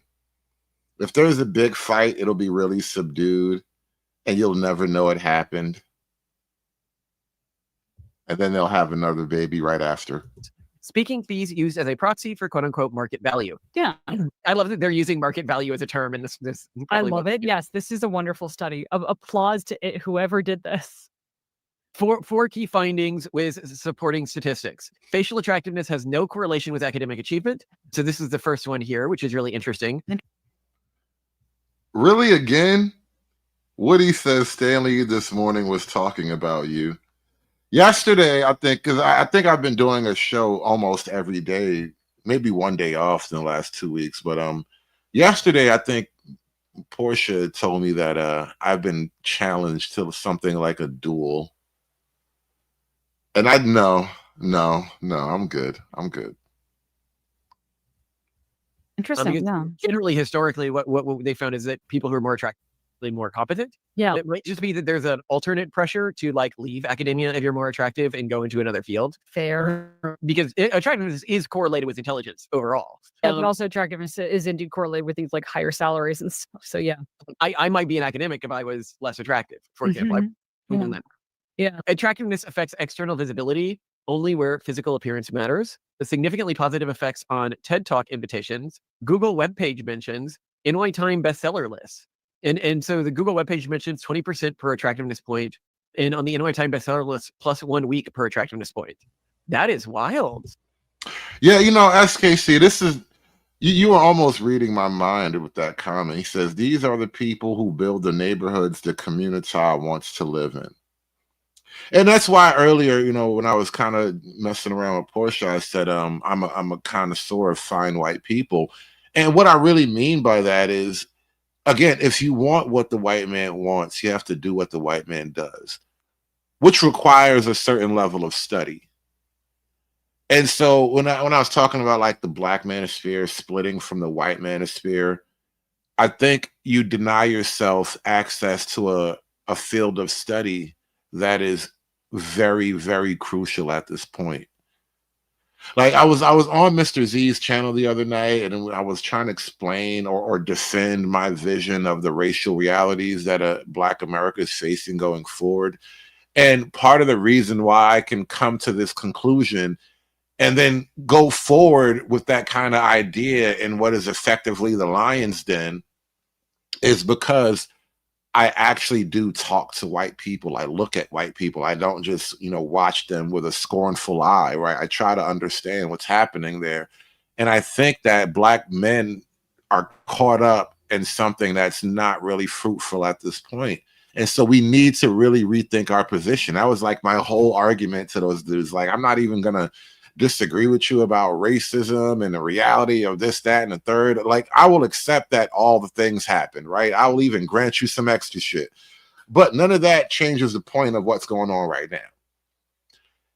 And you have to be able to deal with what's going on right now.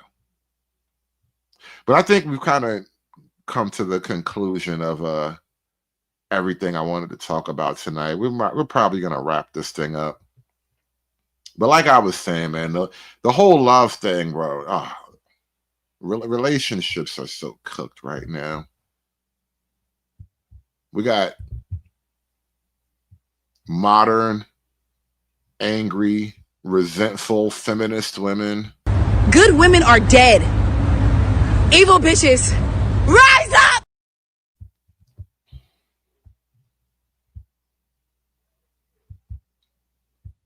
We got the goon community.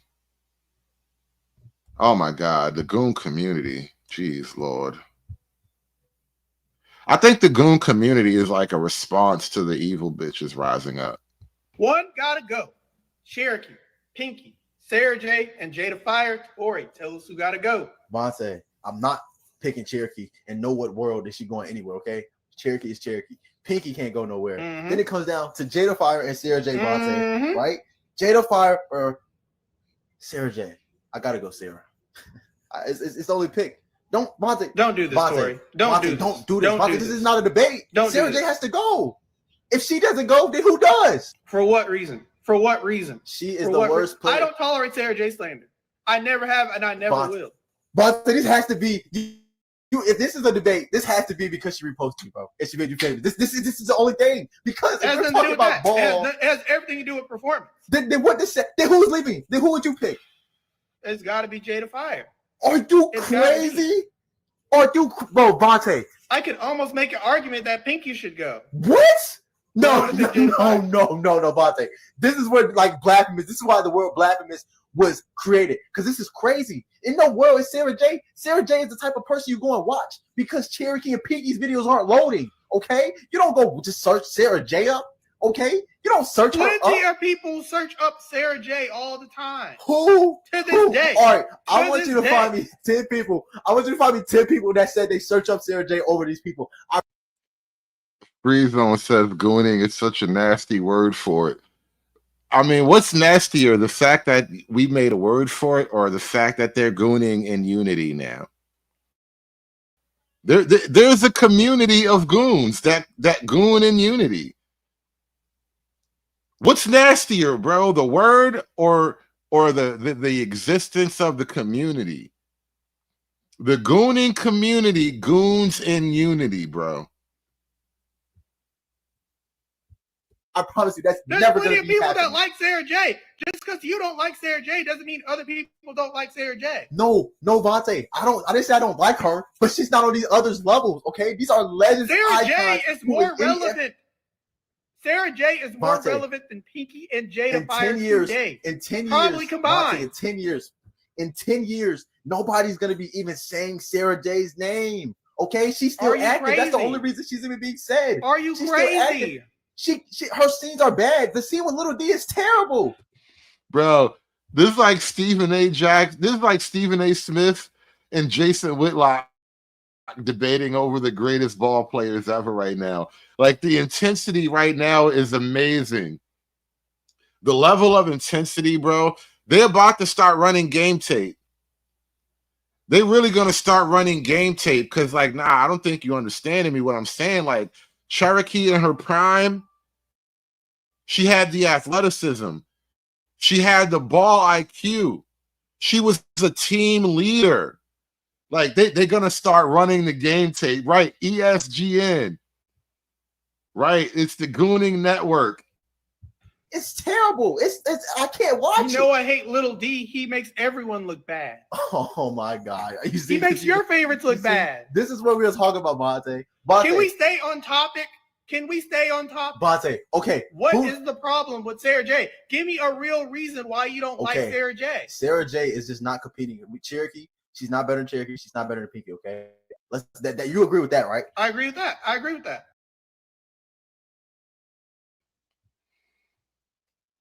Like I said, man, cooked, all right? Early one Sunday morning, brown, brown, breakfast was on the table. Cooked, all right? Cooked.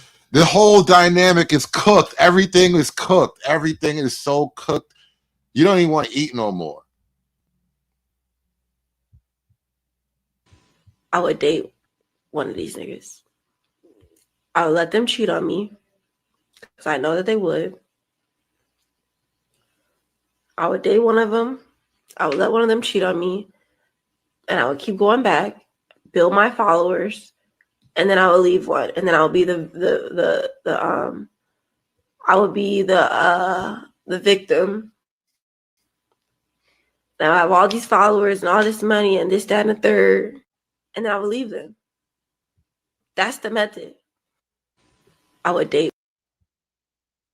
Cooked. All right? Cooked. Like $2 francs from the hot dog cart back in the day, bro. Cooked. Whole thing cooked. I don't know how to uncook it. I don't know how to uncook this whole thing. All right? I was talking about this situation a little bit earlier. I'm going to just show you a piece of it. Because the whole thing is cooked, man. Then, now, let me finish. I'm on live. You had them 2 hours. You finna go on your live. Now you want the phone back. I ain't get to tell you. I ain't get to tell about Udi. Then, I swear you'll die. then I gotta die by that. Apparently,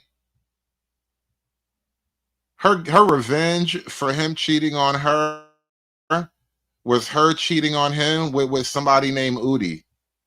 They must both know Udi, cause. Now let me finish. I'm on live. You had them 2 hours. You finna go on your live. Now you want the phone back. I ain't get to tell you. I ain't get to tell about Udi. Then, I swear you'll die. then I gotta die by that. You told my shit. Damn, bitch. I gotta die if I tell what happened.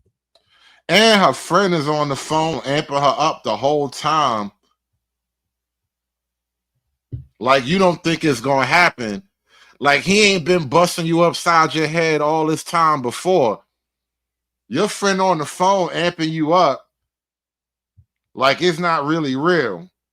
Like, he ain't really about that life that he been about this whole time. Talking about some Udi. You don't fuck one of them niggas. Oh yeah, you don't fuck. I know who it is. You don't fuck Squeeze. You don't fuck Squeeze. Yo, I ain't never fucked no Squeeze. I ain't never been around Squeeze. I think Squeeze. Hey, shout out to who was that? Mystery Enigma with the $10 super chat. Thank you so much for sliding in with the $10 super chat. Before we wrap up, be like Mystery, y'all. Smash that super chat button for me. Hulk! Smash!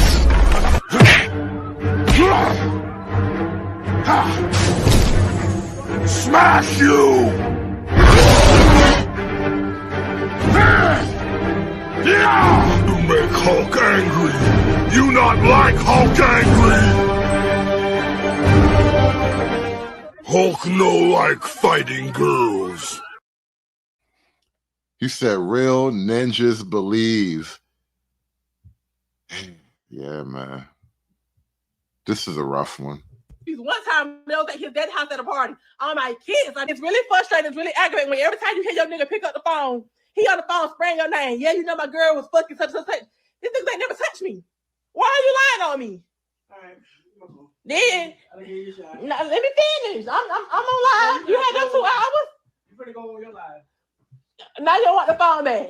I ain't get to tell you. I ain't get to tell about Odie. Then, I swear you'll die. Then I gotta die like that. You told my shit. Damn, bitch. I gotta die if I tell what. Shout out to SKC with the 5 ball. He says, you can either have these two or your neighbors. You can either have these two as your neighbors or the white people earlier. Who are you choosing? Who are you choosing? These two right here or the white people from earlier? Hello, Simone. I'm excited to be here with you today. Today, we are going to be discussing 2 very interesting studies.